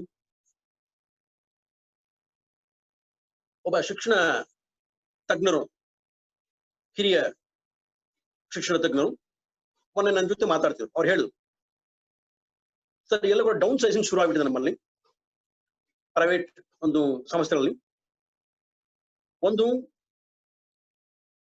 ಮಕ್ಕಳ ಆಸೆ ಜಾಸ್ತಿ ಇದೆ, ಅವರ ಭವಿಷ್ಯ ನಿರ್ಮಾಣ ಮಾಡಿಕೊಳ್ಳಬೇಕು, ಅವರಿಗೆ ಉತ್ತಮವಾದಂತಹ ಶಿಕ್ಷಣ ಬೇಕು, ಅವರ ಭವಿತವ್ಯವಾದಂತಹ ಚೆನ್ನಾಗಿರಬೇಕು ಅಂತಕ್ಕಂಥ ಹಿನ್ನೆಲೆಯಲ್ಲಿ ಅವರ ಎಕ್ಸ್ಪೆಕ್ಟೇಷನ್ ಜಾಸ್ತಿ. ಒಂದನೇ ಪೇರೆಂಟ್ಸ್ ಕೂಡ ಅವರ ಉದ್ಯೋಗ ಸಿಗಬೇಕು, ಒಳ್ಳೆಯ ಹೆಸರು ಪಡಿಬೇಕು, ಜೀವನ ಸುವರ್ಣಮಯವಾಗಿರ್ಬೇಕು ಅಂತಕ್ಕಂಥ ಒಂದು ಕಲ್ಪನೆ ಹೊಂದಿದ್ದಾರೆ. ಇದು ಒಂದು. ಆದ್ರೆ ಇಲ್ಲಿ ಶಿಕ್ಷಣ ಸಂಸ್ಥೆಗಳ ಹಿನ್ನೆಲೆ ತಗೊಂಡಾಗ ಮತ್ತೆ ಶಿಕ್ಷಣ ಹಿನ್ನೆಲೆ ತಗೊಂಡಾಗ ನನಗೆ ಒಂದು ಅನುಮಾನ ಬರ್ತಿದ್ದದು, ಶಿಕ್ಷಣ ಸಂಸ್ಥೆಗಳಲ್ಲಿ ಕಾಡದೇ ಇರತಕ್ಕಂಥ ಸಮಸ್ಯೆ ಏನಪ್ಪ ಅಂದ್ರೆ, ಬಹುತೇಕ ಶಿಕ್ಷಣ ಸಂಸ್ಥೆಗಳು ನಮ್ಮಲ್ಲಿ 50-50 ಅಂತ ಅನ್ಕೋಣ, ಅರ್ಧದಷ್ಟು ಖಾಸಗಿ ಅರ್ಧದಷ್ಟು ಸರ್ಕಾರಿ. ಈ ಸಂಸ್ಥೆಗಳಲ್ಲಿ ನಿರ್ವಹಣೆ ಮಾಡ್ತಾ ಇದ್ದಂತಹ ವ್ಯಕ್ತಿಗಳು, ತಜ್ಞರು ಅಥವಾ ವ್ಯಕ್ತಿಗಳು ಎಷ್ಟೋ ಜನಕ್ಕೆ ಇವತ್ತು ಕರೋನಾದ ಬಗ್ಗೆ ತಿಳುವಳಿಕೆ ಇದೆ. ನಿನ್ನೆ ಟಿವಿಯಲ್ಲಿ ಬರ್ತಿತ್ತು, ಬೆಂಗಳೂರಿನ ಪ್ರತಿಷ್ಠಿತ ಕಾಲೇಜಿನ ಒಬ್ಬ ಫ್ಯಾಕಲ್ಟಿ ಡೀನ್ಗೆ ಕರೋನಾ ಇನ್ಫೆಕ್ಷನ್ ಆಗಿದೆ. How do they get infected? ವಿಶೇಷ ಅಂದ್ರೆ, ನಮಗೆ ಇಲ್ಲಿ ಶಿಕ್ಷಣ ಸಂಸ್ಥೆಗಳು ಶಿಕ್ಷಣೇತರ ಒಂದು ಕ್ಷೇತ್ರದಲ್ಲಿ ಹೆಚ್ಚು ಸಕ್ರಿಯವಾಗಿ ಪಾಲ್ಗೊಳ್ತಾ ಇದ್ದಾರೆ ಹೊತ್ತಾಗಿ ಶಿಕ್ಷಣವನ್ನ ನೀಡುವಲ್ಲಿ, ಅದು ಕೂಡ ಕ್ರಿಯಾತ್ಮಕವಾದ ಶಿಕ್ಷಣ, ಆ ಕ್ರಿಯಾತ್ಮಕವಾದ ಶಿಕ್ಷಣವನ್ನ ನೀಡುವಲ್ಲಿ ಎಷ್ಟು ಸಹಕಾರಿ ಆಗ್ತಾ ಇದೆ ಅನ್ನೋದು ಇಂಪಾರ್ಟೆಂಟ್. ಡೊನೇಷನ್ ಬೇಕು ಅಂತ ಹೇಳ್ತೀರಿ, ಇನ್ಫ್ರಾಸ್ಟ್ರಕ್ಚರ್ ಚೆನ್ನಾಗಿರಬೇಕು ಅಂತ ಹೇಳ್ತೀರಿ, ಮಕ್ಕಳಿಗೆ ಯೂನಿಫಾರ್ಮ್ ಬೇಕು ಅಂತ ಹೇಳ್ತೀರಿ, ಆನ್ಲೈನ್ ಶಿಕ್ಷಣ ಬೇಕು ಅಂತ ಹೇಳ್ತೀರಿ, ಹೌದಾ, ಮತ್ತೆ ಸಾರಿಗೆ ವ್ಯವಸ್ಥೆ, ಬಸ್ಗಳು ಚೆನ್ನಾಗಿರ್ಬೇಕು ಅಂತ ಹೇಳ್ತೀರಿ. ಇಷ್ಟೆಲ್ಲದರ ಜೊತೆಗೆ ಶಿಕ್ಷಣದ ಗುಣಮಟ್ಟವೂ ಚೆನ್ನಾಗಿರ್ಬೇಕಲ್ಲ. ಫಲಿತಾಂಶ ಮಾತ್ರ ಅಲ್ಲ, ಫಲಿತಾಂಶ doesn't mean that you are very excellent. So ಆ ಹಿನ್ನೆಲೆ ತಗೊಂಡಾಗ ನಮಗೆ ಕರೋನಾ ಏನಾಗಿದೆ ಇವತ್ತು, ನಿನ್ನೆ ಒಬ್ಬರು ಡಾಕ್ಟರ್ ಹೇಳ್ತಾರೆ ನನಗೆ, ನನ್ನ ಮಕ್ಕಳು ಪ್ರೈಮರಿ ಶಾಲೆ ಇದ್ದಾರಪ್ಪ, ಅವ್ರ ಮಕ್ಕಳಿಗೆ ಹೇಳಿದಾರೆ, ಅವರು ಸ್ಕೂಲ್ ಅವರು ಆನ್ಲೈನ್ ಟೀಚಿಂಗ್ ಮಾಡ್ತೇವೆ, ನಿಮ್ಮ ಮಕ್ಕಳನ್ನ ಕಳ್ಸ್ಕೊಂಡು ಇದನ್ನ ಆನ್ಲೈನ್ ಟೀಚಿಂಗ್ಗೆ ವ್ಯವಸ್ಥೆ ಮಾಡಿ, ಅವರಿಗೆ ಒಂದು ಮೊಬೈಲ್ ಕೊಡಿಸಿ ಮತ್ತೆ ಲ್ಯಾಪ್ಟಾಪ್ ಕೊಡಿಸಿ ಎಲ್ಲ ಮಾಡಿ ನಮಗೆ ಡೊನೇಷನ್ ಕೊಟ್ಬಿಡಿ, ನಾವೆಲ್ಲ ಬುಕ್ಸ್ ನಿಮಗೆ ಕಳ್ಸಿಕೊಡ್ತೇವೆ, ಹೌದಾ, PPT ಮತ್ತೆ ವಿಡಿಯೋಗಳನ್ನ ಮಾಡಿಕೊಡ್ತೇವೆ ಅಂತ ಹೇಳಿ. ನಾನೊಬ್ಬ ಕಾಲೇಜು ಪ್ರಾಧ್ಯಾಪಕನಾಗಿ ನನ್ನ ಸಮಸ್ಯೆ ಹೇಳ್ತೀನಿ ಕೇಳಿ. ಇವತ್ತು 70ರಷ್ಟು ಉನ್ನತ ಶಿಕ್ಷಣದಲ್ಲಿ ಇರತಕ್ಕಂತಹ ವ್ಯಕ್ತಿಗಳಿಗೇನೆ, ವಿದ್ಯಾರ್ಥಿಗಳಿಗೇನೆ ನಮಗೇನಪ್ಪ ಸಮಸ್ಯೆ ಅಂದ್ರೆ, ನಮ್ಮ ವಿದ್ಯಾರ್ಥಿಗಳಿಗೇನೆ ಆನ್ಲೈನ್ ಟೀಚಿಂಗ್ ಇವತ್ತು ಅವರಿಗೆ ಹೆಚ್ಚು ಇನ್ನೂ ಕೂಡ ಸ್ನೇಹಿ ಆಗಿಲ್ಲ, ಪರಿಸರ ಸ್ನೇಹಿ, ಅದು ಶಿಕ್ಷಣ ಸ್ನೇಹಿ ಆಗಿಲ್ಲ. ಆ ಶಿಕ್ಷಣ ಸ್ನೇಹಿ ಯಾಕಾಗಿಲ್ಲ ಅಂದ್ರೆ, ಒಂದು ಅವರಲ್ಲಿ ಕಲಿಕೆಯ ಒಂದು ಗುಣ ಇರಬೇಕು, ಅಟೆನ್ಷನ್ ಬೇಕು, ಕಲಿಕೆಯ ಗುಣ ಒಂದನೇ. ಮತ್ತೆ ಇನ್ನು ಎರಡನೇದೇನಪ್ಪ ಅಂದ್ರೆ, ಅಲ್ಲಿ ವಿಶೇಷವಾಗಿ ಈ ತಾಂತ್ರಿಕ ಅಡಚಣೆಗಳು ಬಹಳ ಇದೆ. ತಾಂತ್ರಿಕ ಅಡಚಣೆ ಅಂದ್ರೆ ವಿಶೇಷವಾಗಿ ನೆಟ್, ವಿಶೇಷವಾಗಿ ಇಂಟರ್ನೆಟ್ ಸೌಲಭ್ಯ ಇರಬೇಕು, ವೈಫೈ ಸೌಲಭ್ಯ ಇರಬೇಕು, ಅವರಿಗೆ ಲ್ಯಾಪ್ಟಾಪ್ ಇರಬೇಕು, ಅದನ್ನ ಆಪರೇಟ್ ಮಾಡಿದಂತ ಟೆಕ್ನಾಲಜಿ ಗೊತ್ತಿರಬೇಕು ಅವರಿಗೆ. ಇವೆಲ್ಲವೂ ಕೂಡ ಬಹುಶಃ ಕಣ್ಣೊರೆಸುವ ತಂತ್ರ ಆಗ್ಬಾರ್ದೇನೋ. ಎಲ್ಲೋ ಒಂದ್ ಕಡೆ ಇವತ್ತಿನ ಮಾಡ್ತಿದ್ದೇವೆ ನಾವು, ಮಕ್ಕಳನ್ನ ಹೆಚ್ಚು ಕೂಡ ವಿಶೇಷವಾಗಿ ನೋಡ್ತಿದ್ದೇವೆ ನಾವು, ಒಂದು ಯಾಂತ್ರಿಕ ಯುಗಕ್ಕೆ ಅವ್ರನ್ನ ಪರಿವರ್ತನೆ ಮಾಡ್ತಿದ್ದೇವೆ ಹೊರತಾಗಿ ಅವರನ್ನ ತಾತ್ವಿಕವಾಗಿ, ವೈಜ್ಞಾನಿಕ ಪೂರ್ಣವಾಗಿ ಹಿಂದಿನ ಗುರುಕುಲ ಪದ್ಧತಿಯಲ್ಲಿ ಇದ್ದ ಆ ಒಂದು ಹಿಂದಿನ ಗುರುಕುಲ ಪದ್ಧತಿಯಲ್ಲಿ ಶಿಕ್ಷಣ ಕೊಡ್ತಿಲ್ಲ, ವೈಚಾರಿಕ ಮೌಲ್ಯಧಾರಿತ ಶಿಕ್ಷಣವನ್ನ, ಆ ಶಿಕ್ಷಣ ಕಲ್ತಂತವ್ರು ಬಹುತೇಕ ಇವತ್ತು ಕೂಡ ದೊಡ್ಡ ಸಾಧನೆ ಮಾಡಿದರೆ ವ್ಯಕ್ತಿಗಳಾಗಿದ್ದಾರೆ. ಆ ಹಿನ್ನೆಲೆಯಲ್ಲಿ ಆ ಶಿಕ್ಷಣದ ದೊಡ್ಡ ಸಮಸ್ಯೆ ಏನಪ್ಪ ಅಂದ್ರೆ ಶಿಕ್ಷಣ to home, what and where, how, this is the greater problem one has to solve. ಇದೇನಪ್ಪ ಅಂದ್ರೆ ಕರೋನಾದಿಂದ ನಮಗೆ ಬಂದಿರತಕ್ಕಂತಹ ದೊಡ್ಡ ಸಮಸ್ಯೆ. ಇವತ್ತು ಬಹುತೇಕ ಹಳ್ಳಿಗಾಡಿನ ಮಕ್ಕಳು ಮತ್ತೆ ಆ ಶಿಕ್ಷಣದ ವ್ಯಾಪ್ತಿಗೆ, ಅದರ ಒಂದು ವಲಯಕ್ಕೆ, ಅದರ ಒಂದು ಬಾಹುಲ್ಯಕ್ಕೆ ಬರ್ಲಿಕ್ಕೆ ಸಾಧ್ಯವಾಗುತ್ತದೆಯೋ ಇಲ್ಲವೋ ಅಂತಕ್ಕಂಥ ಒಂದು ದೊಡ್ಡ ಸಮಸ್ಯೆ ಆಗಿದೆ. ಈಗಾಗಲೇ ಹೆಚ್ಚು ಸಂಸ್ಥೆಗಳು ಡೊನೇಷನ್ ಅನ್ನ ಜಾಸ್ತಿ ಮಾಡ್ಲಿಕ್ಕೆ ಹೋಗ್ತಿದ್ದಾರೆ. ಮತ್ತೆ ಅಲ್ಲಿನ ಶಿಕ್ಷಕರಿಗೆ ಇದನ್ನ ಸಂಬಳವನ್ನು ಕೊಡ್ಲಿಕ್ಕೆ ಹಿಂದೆ ಮುಂದೆ ನೋಡ್ತಿದ್ದಾರೆ. ಮತ್ತೆ ಕೆಲಸದ ವೇಳೆಯನ್ನ ಜಾಸ್ತಿ ಮಾಡಿ ಪ್ರಯತ್ನ ಮಾಡ್ತಾರೆ. ಮತ್ತೆ ವರ್ಕ್ ಟಾರ್ಚರ್ ಅಂತ ಅದನ್ನ ಜಾಸ್ತಿ ಆಗ್ತದೆ. ಸೊ ಇದೆಲ್ಲ ಕೂಡ ಎಲ್ಲೋ ಒಂದ್ ಕಡೆ ನನಗೆ ಅನಿಸುತ್ತೆ ಇದು ಅಮಾನವೀಯದಂತ ಒಂದು ಇದನ್ನ ವ್ಯವಸ್ಥೆ ನಿರ್ಮಾಣ ಮಾಡಬಹುದೇನೋ ಅಂತಕ್ಕಂಥ ಒಂದು ಸಮಸ್ಯೆ ಆಗ್ತದೆ. ಯಾಕಂದ್ರೆ ಇದನ್ನ ನಾವು ಹಿಂದೆ ಇದನ್ನ ವಿಶೇಷವಾಗಿ ಕೈಗಾರಿಕಾ ರಾಷ್ಟ್ರದಲ್ಲಿ ನೋಡ್ತೇವೆ. ಕೈಗಾರಿಕಾ ರಾಷ್ಟ್ರದಲ್ಲಿ ವರ್ಕ್ ಮೋರ್ ಅರ್ನ್ ಮೋರ್ ಅಂತ. ಅದು ಇಲ್ಲಿ ವಿಶೇಷವಾಗಿ ಶಿಕ್ಷಣ ಕ್ಷೇತ್ರಕ್ಕೆ ಅದು ಅಪ್ಲೈ ಆಗೋದಿಲ್ಲ. ನನ್ನ ಅಂದಾಜಿನ ಪ್ರಕಾರ, ನನ್ನ ಒಂದು ಅನಿಸಿಕೆ ಪ್ರಕಾರ ಅದು ಶಿಕ್ಷಣ ಕ್ಷೇತ್ರಕ್ಕೆ ಅದು ಅಪ್ಲೈ ಆಗಬಾರ್ದು. ಕಲ್ತದನ್ನ ನೀವು ಪ್ರಸರಣ ಮಾಡಬೇಕು. ಕಲ್ತದನ್ನ ಅನೇಕ ಜನರಿಗೆ ಮುಟ್ಟಿಸುವ ಒಂದು ಪ್ರಸರಣ ಒಂದು ಮಾಧ್ಯಮವಾಗಿರಬೇಕು ಹೊರತಾಗಿ ಆ ಶಿಕ್ಷಣವಂತೂ ವಿಶೇಷವಾಗಿ ಲಾಭದ ಉದ್ದಿಮೆ ಆಗ್ಬಾರ್ದಂತ. ಸೊ ಆ ದೃಷ್ಟಿಯಿಂದ ಇಲ್ಲಿ ಹೇಳ್ತಾ ಇದ್ದೇನೆ, ಶಿಕ್ಷಣ, ವೈದ್ಯ ಕೂಡ ಬಹಳ ದೊಡ್ಡ ಸಮಸ್ಯೆ ಇವತ್ತು ನಮಗೆ ನೋಡ್ತೇವೆ. ಗೊತ್ತಾಯ್ತಾ? ಇವತ್ತು ಕರೋನಾ ಪೀಡಿತರನ್ನ ಸೋಂಕಿತ ಪೀಡಿತರನ್ನ ತಪಾಸಣೆ ಮಾಡ್ಲಿಕ್ಕಾಗಲಿ, ಅಥವಾ ಅವರಿಗೆ ವೈದ್ಯಕೀಯ ನೆರವು ಕೊಡ್ಲಿಕ್ಕಾಗಲಿ, ಅಥವಾ ಅವರಿಗೆ ವೈದ್ಯಕೀಯ ಸೇವೆ ಕೊಡ್ಲಿಕ್ಕಾಗಲಿ ಶಿಕ್ಷಣ ಜೊತೆಗೆ ವೈದ್ಯಕೀಯ ಸಂಸ್ಥೆಗಳು ಹೆಚ್ಚು ವೈದ್ಯಕೀಯ ಸಂಸ್ಥೆಗಳು ಮುಂದೆ ಬರ್ತಾ ಇಲ್ಲ. ಬಂದ್ರು ಕೂಡ ಅವೇನ್ ಮಾಡ್ತಿದ್ರೆ ಅದಕ್ಕೆ ಹೆಚ್ಚು ತಮ್ಮದೇ ಇರತಕ್ಕಂತ ಒಂದು ರೇಟ್ ಲಿಸ್ಟ್ ನ ಹಾಕ್ಬಿಟ್ಟಿದ್ದಾರೆ. ರೇಟ್ ಲಿಸ್ಟ್ ನಾನು ನಿನ್ನೆ ಒಬ್ಬರು ವಿಚಾರಿಸಿದ್ದೆ, ಜಯದೇವ್ ಹಾಸ್ಪಿಟಲ್ ಅವ್ರನ್ನ ಕೇಳ್ತಿದ್ದೆ ನಾನು. ಒಬ್ಬ ಸಾಮಾನ್ಯ ಕರೋನಾ ಪೀಡಿತ ವ್ಯಕ್ತಿಗೆ ಪ್ರೈವೇಟ್ ಹಾಸ್ಪಿಟಲ್ ಎಷ್ಟು ಖರ್ಚಾಗಬಹುದು, ಎಷ್ಟು ಖರ್ಚು ಬರಬಹುದು? ಅವ್ರು ಹೇಳಿದ್ರು, ಸರ್ಕಾರದ ಒಂದು ವ್ಯಾಪ್ತಿಗೆ, ಸರ್ಕಾರದ ಕ್ವಾರಂಟೈನ್ ಅಲ್ಲಿ ಇರ್ತಾರೆ ಅಲ್ಲಿ ಅಂತ ಬಹುಶಃ ಒಂದು 2 ಕೋಟಿ 3 ಲಕ್ಷ ರೂಪಾಯಿ ಬರಬಹುದು. ಅಥವಾ ಅದನ್ನ ನೀವು ಪ್ರೈವೇಟ್ ಹಾಸ್ಪಿಟಲ್ ಮಾಡಿಸಿದ್ರೆ ಒಂದು ಸುಮಾರು 4 ರಿಂದ 5 ಲಕ್ಷ ರೂಪಾಯಿ ಆಗ್ತದೆ ಅಂತ. ಇವ್ರು ಹೇಗಿದೆ, ರೋಗಕ್ಕೆ ಉಚಿತ ನೆರವನ್ನು ತಗೊಂಡ್ರೆ, ಉಚಿತ ವೈದ್ಯಕೀಯ ನೆರವನ್ನು ತಗೊಂಡಾಗ 2.5 ಲಕ್ಷ ಸರ್ಕಾರದಿಂದ ಖರ್ಚಾಗ್ತದೆ ಒಂದು ಸರ್ಕಾರ ಕನಿಷ್ಠ. ಎರಡನೇದಾಗಿ ಖಾಸಗಿಯಾಗಿ ನಾವು ಅದನ್ನ ಒಂದು ಸೂಪರ್ ಸ್ಪೆಷಾಲಿಟಿ ಹಾಸ್ಪಿಟಲ್ ಅಂತ ಹೇಳ್ತೇವಲ್ಲ, ಅಲ್ಲಿ ನಾವು ಅದನ್ನ ನಾವು ಬಹಳ ಬೇಗ ಗುಣಮುಖರಾಗಬೇಕು ಅಂತ ದೃಷ್ಟಿಯಿಂದ ತಗೊಂಡಾಗ ಏನಾಗ್ತದೆ, ಅದನ್ನ ತಗೊಂಡಾಗ ಅಲ್ಲಿ ಇವತ್ತೇನಾಗ್ತದೆ ಸರಿಸುಮಾರು 5 ಲಕ್ಷ ರೂಪಾಯಿ ಖರ್ಚಾಗ್ತದೆ. ಆದ್ರೂ ಕೂಡ ನಮಗೆ ಇವತ್ತು ಸಮಸ್ಯೆ ಏನಪ್ಪಾ ಅಂದ್ರೆ, ಹಾಗೆ ಇದನ್ನ ವೈದ್ಯಕೀಯ ಸೇವೆಯನ್ನು ಪಡ್ಕೊಂಡ ಮೇಲೂ ಕೂಡ ಮತ್ತೆ ಕರೋನಾ ಮರುಕಳಿಸಿದ್ರೆ ಏನ್ ಮಾಡಬೇಕು? ಇದನ್ನು ಯಾರನ್ನ ನಾವು ದೂಷಣೆ ಮಾಡಬೇಕು? ವ್ಯವಸ್ಥೆಯನ್ನು, ವೈದ್ಯರನ್ನು, ಅಥವಾ ನಮ್ಮ ಒಂದು ದುರದೃಷ್ಟವನ್ನು ನಾವು ದೂಷಣೆ ಮಾಡ್ಕೊಳ್ಬೇಕಾ? ಹೇಗೆ? ಇದು ನಮಗೆ ಇರ್ತಕ್ಕಂಥ ಒಂದು ಯಕ್ಷ ಪ್ರಶ್ನೆ. ಹಾಗಾಗಿ ಇವರೆಲ್ಲರಿಗೆ ಇವತ್ತೇನ್ ಮಾಡ್ತಿದ್ದೇವೆ ನಾವು ಅಂದ್ರೆ, ಈಗಾಗಲೇ ಶಿಕ್ಷಣ ಕ್ಷೇತ್ರ, ವೈದ್ಯಕೀಯ ಕ್ಷೇತ್ರ, ಪೌರ ಸೇವೆ, ಮುನ್ಸಿಪಲ್ ವರ್ಕರ್ಸ್ ಏನ್ ಹೇಳ್ತೇವೆ ನಾವು, ಸಮಾಜ ಕಾರ್ಯಕರ್ತರು, ವಿಶೇಷವಾಗಿ ಪೌರ ಕಾರ್ಮಿಕರು, ಸಿವಿಲ್ ವರ್ಕರ್ಸ್, ಮುನ್ಸಿಪಲ್ ವರ್ಕರ್ಸ್, ಸಾರಿಗೆ, ಗೃಹ ಕೃತ್ಯ ಸೇವೆಗಳಲ್ಲಿ ತೊಡಗಿಕೊಂಡವರಿಗೆ ನಾವು ನಿಜವಾಗ್ಲೂ ಕೂಡ ಯಾವ ರೀತಿಯ ಸಾಮಾಜಿಕ ಭದ್ರತೆ ಕೊಡ್ಲಿಕ್ಕೆ ಸಾಧ್ಯ ಆಗ್ತಾ ಇದೆ? How best can we protect them? ಯಾಕಂದ್ರೆ ಅವ್ರು ಇವತ್ತು ನಮಗೆ ಅನಂತಾತರು ಅಲ್ಲ, ಇವತ್ತು ನಮಗೆ ದೈವಾಂಶ ಸಮುದ್ರವರೆಲ್ಲ ಕೂಡ. ಅವರೆಲ್ಲ ಹೋದ್ರೆ ಇವತ್ತು ನಮ್ಮ ಮನೆ ಕ್ಲೀನ್ ಆಗುದಿಲ್ಲ, ಇವತ್ತು ನಮ್ಮ ಮನೆಗೆ ಕರೋನಾ ಬರೋದಿಲ್ಲ. ಅವ್ರು ಚೆನ್ನಾಗಿದ್ದಾರೆ. ಅವ್ರು ಇವತ್ತು ನಮಗೆಲ್ಲ ಕೂಡ ಸೇವೆಗಳಾಗಿ ನಿಂತ್ಕೊಂಡಿದ್ದಾರೆ, ಸೇನಾಗಳಾಗಿ ನಮ್ಮ ಇಡೀ ರಾಷ್ಟ್ರವನ್ನು ಸಂರಕ್ಷಣೆ ಮಾಡಿದ ವ್ಯಕ್ತಿಗಳಾಗಿದ್ದಾರೆ. ಹಾಗಾಗಿ ದೇವರಿಂದ ದೊಡ್ಡವರು ಅಂದ್ರೆ ಬಹುಶಃ ಇವ್ರು ಜೀವಂತ ವ್ಯಕ್ತಿಗಳು. ಇವರನ್ನ ಕಾಪಾಡುವ, ಇವರನ್ನ ಬಹುಕಾಲ ಉಳಿಸಿಕೊಳ್ಳುವ ಒಂದು ಭದ್ರತೆಯನ್ನ ಹೇಗೆ ಮಾಡಬಹುದು, ನಾವು ಯಾವ ರೀತಿ ನೆರವನ್ನು ಕೊಡ್ಲಿಕ್ಕೆ ಸಾಧ್ಯ ಅನ್ನೋದನ್ನ ನಾವು ಮರುಪರಿಶೀಲನೆ ಮಾಡಬೇಕಾಗ್ತದೆ. ಕೇವಲ ಆರ್ಥಿಕ ನೆರವನ್ನು ಕೊಟ್ಟರೆ ಸಾಧ್ಯ ಇಲ್ಲ, ಕೇವಲ ಅವರಿಗೆ ಒಂದು ಸೆಲ್ಯೂಟ್ ಸಲ್ಲಿಸ್ಬಿಟ್ರೆ ಸಾಧ್ಯ ಇಲ್ಲ, ಅಥವಾ ಎಲ್ಲೋ ಒಂದ್ ಕಡೆ ಕೂತ್ಕೊಂಡು ಇವತ್ತು ನಾವು ಹೆಚ್ಚು ಅವರನ್ನು ಹೊಗಳಾಡ್ಬಿಟ್ರೆ ಅವ್ರನ್ನ ಹೊನ್ನ ಶೂಲಕ್ಕೆ ಎಲಿಸಬೇಡ್ರಿ ಅಂತ ಹೇಳ್ತಾರೆ. ಬಸವಣ್ಣ ಹೇಳ್ತಾರೆ, ಹೊಗಳಿಯನ್ನ ಹೊನ್ನ ಶೂಲಕ್ಕೆ ಏರಿಸಬೇಡ್ರಿ ಅಂತ. ಸೊ ಹಾಗೆ ನಾವು ಇವತ್ತು ಏನ್ ಮಾಡ್ತೇವೆ, ಅವರ ಕೆಲಸವನ್ನ ವಿಮರ್ಶೆ ಮಾಡ್ಲಿಕ್ಕೆ ಬದಲಾಗಿ ಇವತ್ತು ನಾವ್ ಏನ್ ಮಾಡ್ತೇವೆ, ಅವ್ರನ್ನ ಬಹಳಷ್ಟು ಕೊಂಡಾಡ್ಬಿಡ್ತೇವೆ. ಅವ್ರು ಕೊಂಡಾಡ್ಬಿಟ್ಟಿರ್ತದೆ, ಅವ್ರ ಅಷ್ಟಕ್ಕೆ ತೃಪ್ತರಾಗ್ಬಿಡ್ತಾರೆ.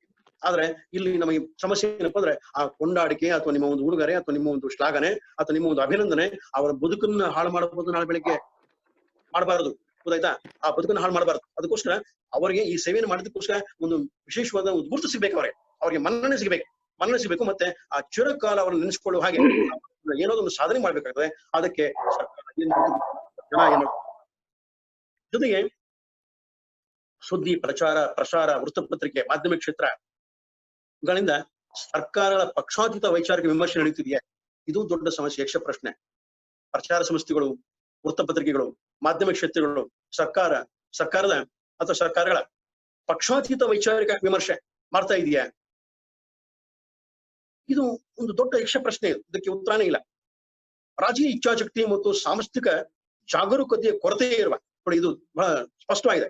ಇನ್ನೊಂದ್ಸಲ ಹೇಳ್ತೇನೆ, ರಾಜಕೀಯ ಇಚ್ಛಾಶಕ್ತಿ, ಪೊಲಿಟಿಕಲ್ ವಿಲ್ ಪವರ್ ಮತ್ತು ಸಾಂಸ್ಥಿಕ ಜಾಗರೂಕತೆ, ಇನ್ಸ್ಟಿಟ್ಯೂಷನಲ್ ರೆಸ್ಪಾನ್ಸಿಬಿಲಿಟಿ ಅಂತ ಈ ಕೊರತೆ ಇರತಕ್ಕಂಥ ಈ ಲ್ಯಾಕ್ ಆಫ್ ಇನ್ಸ್ಟಿಟ್ಯೂಷನಲ್ ರೆಸ್ಪಾನ್ಸಿಬಿಲಿಟಿ ಇರತಕ್ಕಂಥ ಶಾಸಕಾಂಗ ಅಥವಾ ನಾಯಕರು ಅಥವಾ ಪಕ್ಷಗಳಿಂದ ಏನ್ ಪ್ರಯೋಜನ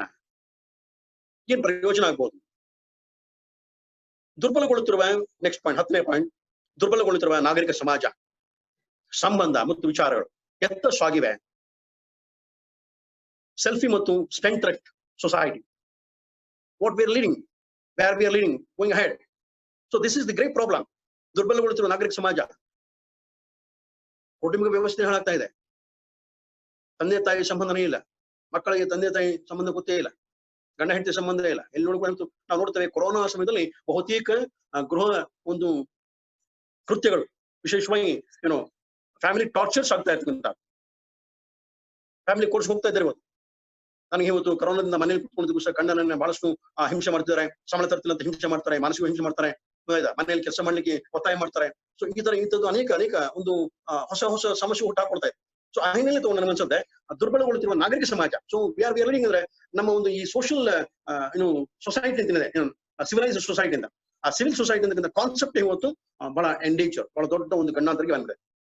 ಮತ್ತೆ ಕಾನೂನು ರಚನೆ ಮತ್ತು ಜಾರಿ, ಅನುಕರಣೆ, ಪಾಲನೆ ಬಗ್ಗೆ ಕಂಡು ಬರ್ತಿರುವ ನಿರಂತರ ವ್ಯಾಪಕ ಅಜ್ಞಾನ. Laws are made for common people ಅಂತಲ್ಲ, every one. Laws law for every one. ಆದ್ರೆ ಅದನ್ನ ಫಾಲೋ ಮಾಡಿದ್ ಯಾರು? Where we are following. ಇವತ್ತು ಸಣ್ಣ ಟ್ರಾಫಿಕ್ ರೂಲ್ಸ್ ನೋಡ್ಬೇಕಾದ್ರೆ ನಿಮ್ಗೆ ಸಣ್ಣ traffic rules where are going ನಾವು? ಎಷ್ಟು ಜನ ಇವತ್ತು ಟ್ರಾಫಿಕ್ ರೂಲ್ಸ್ ಅನ್ನ ಅವಾಯ್ಡ್ ಮಾಡ್ತಾರೆ, ಎಷ್ಟು ಜನ ವೈಲೇಟ್ ಮಾಡ್ತಾರೆ. ಸೊ ಹಾಗಾಗಿ ಪೊಲೀಸ್ನವರು ಅದನ್ನ ಹೇಗೆ ಟ್ಯಾಕಲ್ ಮಾಡಬಹುದು? ಟ್ರಾಫಿಕ್ ಪೊಲೀಸರು ಹೌ ಡು ದೇ ಟ್ಯಾಕಲ್? ಎಷ್ಟು ಮಟ್ಟಿಗೆ ಅವರು ಟ್ಯಾಕಲ್ ಮಾಡಲಿಕ್ಕೆ ಸಾಧ್ಯ ಆಗ್ತದೆ? Unless and until you follow the rules in a very strict and stringent way, being a civilised citizen. So ಇದು ದೊಡ್ಡ ಸಮಸ್ಯೆ ಅಲ್ವಾ? ಸೊ ಹಾಗಾಗಿ ನನ್ಗೆ ಅನ್ಸೋದು ಕಾನೂನು ರಚನೆ ಆದಂತದ್ದೇ ಸರಿ ಇಲ್ಲ, ಮತ್ತೆ ಜಾರಿ ಅದರ ಎಕ್ಸಿಕ್ಯೂಷನ್ ಸರಿ ಇಲ್ಲ, ಮತ್ತೆ ಅನುಕರಣೆ ಅದು ಸರಿ ಇಲ್ಲ ಅನ್ಕೋಣ. ಮತ್ತೆ ಪಾಲನೆ ಬಗ್ಗೆ ಎಲ್ಲಿ ನೀವು ಮಾಡ್ತೀರಾ? ನೀವು ಪಾಲಿಸಿದ್ರೆ whatever the law is that, whatever the law ಅದನ್ನ ನೀವು ನಿಜವಾಗ್ಲೂ ಕೂಡ ಅಕ್ಷರಶಃ ಪಾಲನೆ ಮಾಡಿದ್ದಾದ್ರೆ ಬಹುಶಃ ಒಂದ್ಸಲಿ ನಿಮಗೆ ಲಾಭ ಆಗೇ ಆಗ್ತದೆ. ಯಾಕಂದ್ರೆ ಅದ್ರ ಹಿಂದೆ 3 ಸಂಸ್ಥೆಗಳಿದೆ, ಶಾಸಕಾಂಗ, ಕಾರ್ಯಾಂಗ ಮತ್ತು ನ್ಯಾಯಾಂಗ ಅಂತ. ಆ 3 ಸಂಸ್ಥೆಗಳು ಜೊತೆಗೆ ಜನಬೆಂಬಲದ ಮೂಲಕ ಸಾರ್ವಜನಿಕ ಅಭಿಪ್ರಾಯ ಹಿನ್ನೆಲೆಯಲ್ಲಿ ಕಾನೂನು ಮಾಡಿರ್ತಾರೆ. ಮತ್ತೆ ಕಾನೂನುಗಳು ಸಂಪ್ರದಾಯಗಳ ಮೂಲಕವೂ ಕೂಡ ಪಡಿಯನ್ನ ವಿಶೇಷವಾಗಿ ಹಳೆಯ ಸಂಪ್ರದಾಯಗಳನ್ನು ನೂತನ ಕಾನೂನು ಮಾಡ್ಲಿಕ್ಕೆ ನಾವು ಪ್ರಯತ್ನ ಮಾಡ್ತಿದ್ದೇವೆ. ಆ ದೃಷ್ಟಿ ತಗೊಂಡಾಗ ಕಾನೂನುಗಳು ನಿಜವಾಗ್ಲೂ ನಿರರ್ಥಕ ಅಲ್ಲ. ಆದ್ರೆ ಅದನ್ನ ಅನುಸರಣೆ ಮಾಡಬೇಕಾದಂತ ಜವಾಬ್ದಾರಿ ಪ್ರತಿಯೊಬ್ಬ ನಾಗರಿಕ ವ್ಯಕ್ತಿಯ, ಪ್ರಜೆಯ ಜವಾಬ್ದಾರಿ ಅಲ್ವೇ? ಅದನ್ನ ಇವತ್ತು ನಾವು ತಿಳ್ಕೊಳ್ಬೇಕಾಗುತ್ತೆ. ಇನ್ನು 12ನೇದಾಗಿ ತಗೊಂಡಾಗ ಅತಿಯಾದ ಆಡಳಿತ ಧೋರಣೆ ಹೊಂದಿರುವ ಆಡಳಿತ ಪಕ್ಷ ಮತ್ತು ಬೇಜವಾಬ್ದಾರಿಯುತ ವಿರೋಧ ಪಕ್ಷಗಳು ನಿಸ್ತೇಜ ಅಂತ ಈಗಾಗಲೇ ಇದನ್ನು ಹೇಳಿದೆ. ಇದು ಒಂದು ಸಮಸ್ಯೆ ನಮಗೆ. ವೈಜ್ಞಾನಿಕ ಮತ್ತು ತಾಂತ್ರಿಕ ತರಬೇತಿ ಹೊಂದಿದ್ದರೂ ಕಾರ್ಯ ಸಂಸ್ಕೃತಿ ಹೊಂದಿರದ ಸಿಬ್ಬಂದಿ ಮತ್ತು ಆಡಳಿತ ವರ್ಗ. ನೋಡಿ, ಕರೋನಾದಲ್ಲಿ ಬರ್ತಕ್ಕಂಥ ಇನ್ನೊಂದು ಸಮಸ್ಯೆ ಅಂದ್ರೆ ವೈಜ್ಞಾನಿಕ ಮತ್ತು ತಾಂತ್ರಿಕ ತರಬೇತಿ ಹೊಂದಿದ್ದೇವೆ. So now you are getting well trained both technically and scientifically. ಆದ್ರೆ ನಮ್ಮಲ್ಲಿ ಆ ವರ್ಕ್ ಕಲ್ಚರ್ ಅಂತ ಒಂದು ಕಾನ್ಸೆಪ್ಟ್ ಇಲ್ವಲ್ಲ. Work culture, where is that work culture? ಅಧಿಕಾರಿ ವರ್ಗದಲ್ಲಿ, ಸಿಬ್ಬಂದಿ ವರ್ಗದಲ್ಲಿ ಆ ವರ್ಕ್ ಕಲ್ಚರ್ ಎಲ್ಲಿದೆ? ಕೆಲಸ ಮಾಡೋರು ಮಾಡ್ತಾನೆ ಇರ್ತಾನೆ, ಮತ್ತೆ ಮಾಡದಿರ್ತಕ್ಕಂಥವ್ನು ಹಾಗೆ ಇರ್ತಾನೆ. ಗೊತ್ತಾಯ್ತಾ? ಯಾರೋ ಇವತ್ತು ಮನೆ ಹಾಕೊಂಡು ಅದೇ ತೂಗಿಸ್ಕೊಂಡು ಮನೆ ಹಾಕೊಂಡು ಅಂದ್ಬಿಟ್ಟು ಹೇಳ್ತಾರೆ ಆತರ.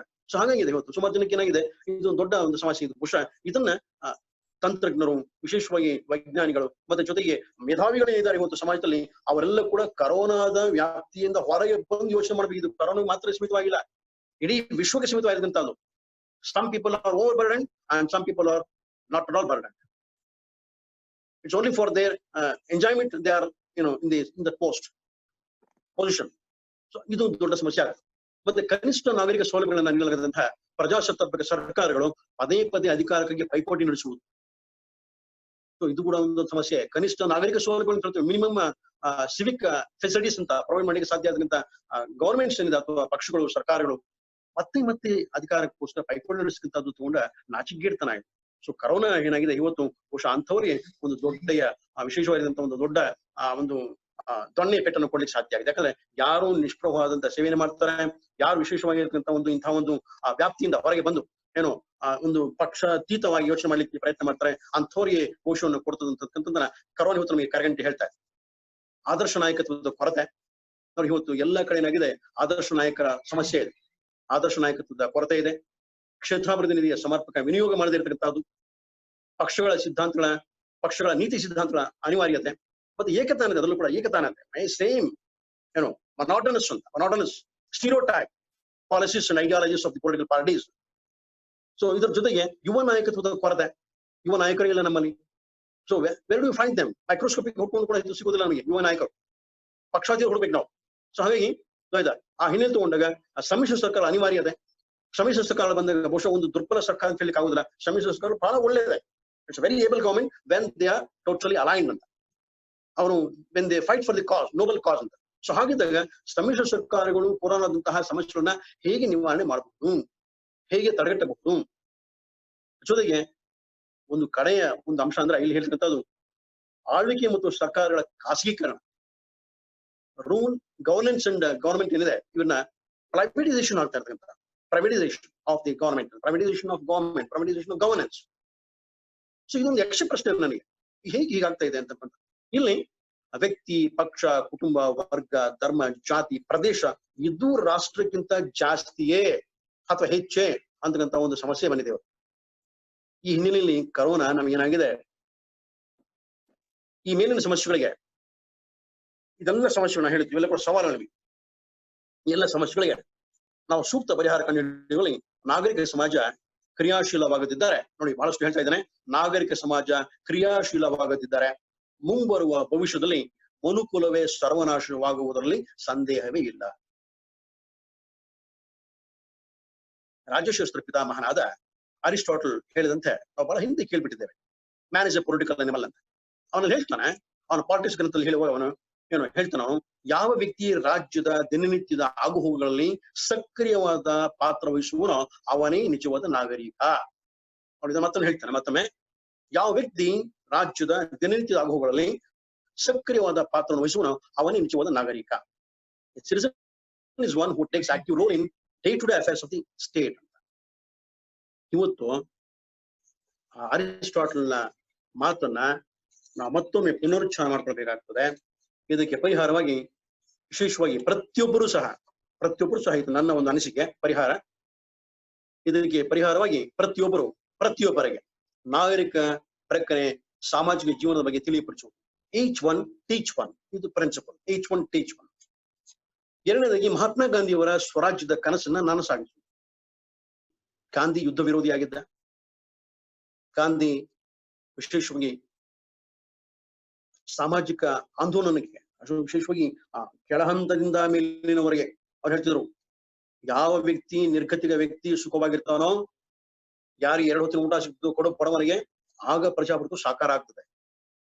ಸೊ ಆ ಹಿನ್ನೆಲೆ ಅವ್ನು ಹೇಳಿದವನು ಉದಾತ್ತ ಮೌಲ್ಯಗಳು ಮತ್ತು ಸರಳ ಜೀವನ, high thinking and simple living is the best principle that one can adapt to avoid this corona effect, corona pandemic ಅಂತ ನನ್ಗನ್ಸುತ್ತೆ. ಆಧುನೀಕರಣ ಮತ್ತು ಅತಿಯಾದ ಲೌಕಿಕ ಜೀವನದ ಅವಲಂಬನೆಯನ್ನ ಸಮರ್ಪಕವಾಗಿ ನಿಯಂತ್ರಿಸುವುದು. ಇವತ್ತೇನಾಗಿದೆ ಜನರಲ್ಲಿ, ಯುವ ಜನತೆಯಲ್ಲಿ ವಿಶೇಷವಾಗಿ ಪ್ರತಿಯೊಬ್ಬರು ಕೂಡ ನಗರೀಕರಣ ಬೇಕು, ಆಧುನೀಕರಣ ಬೇಕು, ಐಷಾರಾಮಿ ಜೀವನ ಬೇಕು, ಲೌಕಿಕ ಜೀವನ ಬೇಕು. ನಮಗೆ ಹೈಫೈ ಲೈಫ್ ಅಂತ ಏನ್ ಹೇಳ್ತೀವಲ್ಲ, ಹೈಫೈ ಲೈಫ್. ಸೊ ಇದಕ್ಕೆ ನಾವು ಎಲ್ಲ ಕೂಡ ಇವತ್ತು ಗುಲಾಮರಾಗ್ಬಿಟ್ಟಿದೆ. ಆ ಹಿನ್ನೆಲೆಯಲ್ಲಿ ಬಹುಶಃ ನಾವು ಹೆಚ್ಚು ಏನಾಗ್ತದೆ, ಆರ್ಥಿಕ ಒಂದು ಸ್ವಾವಲಂಬನೆ ಕಳ್ಕೊಳ್ತಾ ಇದೆ. ಅದಕ್ಕೋಸ್ಕರ ಅವಲಂಬನೆಯನ್ನ ನಿಯಂತ್ರಿಸಿ ನಾವೆಲ್ಲ ಕೂಡ ಇವತ್ತು ಸ್ವಾವಲಂಬನೆಯಲ್ಲಿ ಪ್ರಯತ್ನ ಮಾಡಬೇಕಾಗ್ತದೆ. ಇದು ಒಂದು ದೊಡ್ಡ ಪರಿಹಾರ. ಯುವ ಪೀಳಿಗೆಯಲ್ಲಿ ಕಂಡು ಬರುತ್ತಿರುವ ಇನ್ನೊಂದು ಅಂಶ, ಯುವ ಪೀಳಿಗೆಯಲ್ಲಿ ಕಂಡು ಬರುತ್ತಿರುವ ವಿಚಿತ್ರವಾದಂತಹ ರಾಷ್ಟ್ರದ್ರೋಹಿತನ, ಸಮಾಜಘಾತುಕ ನಡವಳಿಕೆ, ಅಮಾನವೀಯ ಲಕ್ಷಣಗಳು ಮತ್ತು ಜೀವನ ಕ್ರಮಗಳನ್ನ ಸರಿಪಡಿಸುವುದು ನಮ್ಮೆಲ್ಲರ ಜವಾಬ್ದಾರಿ. ಇದನ್ನ ಬಹುಶಃ ಮಾಡಿದ್ರೆ ಕರೋನಾದಂತಹ ಹೆಮ್ಮಾರಿಗಳನ್ನ ನಾವು ಬಹುಶಃ ಸುಲಭವಾಗಿ ನಿಯಂತ್ರಣ ಮಾಡಿ ಸಾಧ್ಯ ಆಗ್ತದೆ. ಯಾಕಂದ್ರೆ ಇವತ್ತು ನಾವು ಯಾರೋ ಒಬ್ಬ ದುಷ್ಟಗಳಿಗೆ ಬಲಿಯಾಗಿರ್ತಕ್ಕಂಥ ವ್ಯಕ್ತಿಗೆ ಏನಾದ್ರು ಒಂದು ಸಲಹೆನ ಕೊಡ್ಲಿಕ್ಕೆ ಹೋದ್ರೆ ಆತ ನಿಮಗೇನ್ ಸರ್ ಬೇರೆ ಕೆಲಸ ಇರುತ್ತೆ ಅಂದ್ರೆ ಅಷ್ಟೊಂದು ಕೇವಲವಾಗಿ ನಾವು.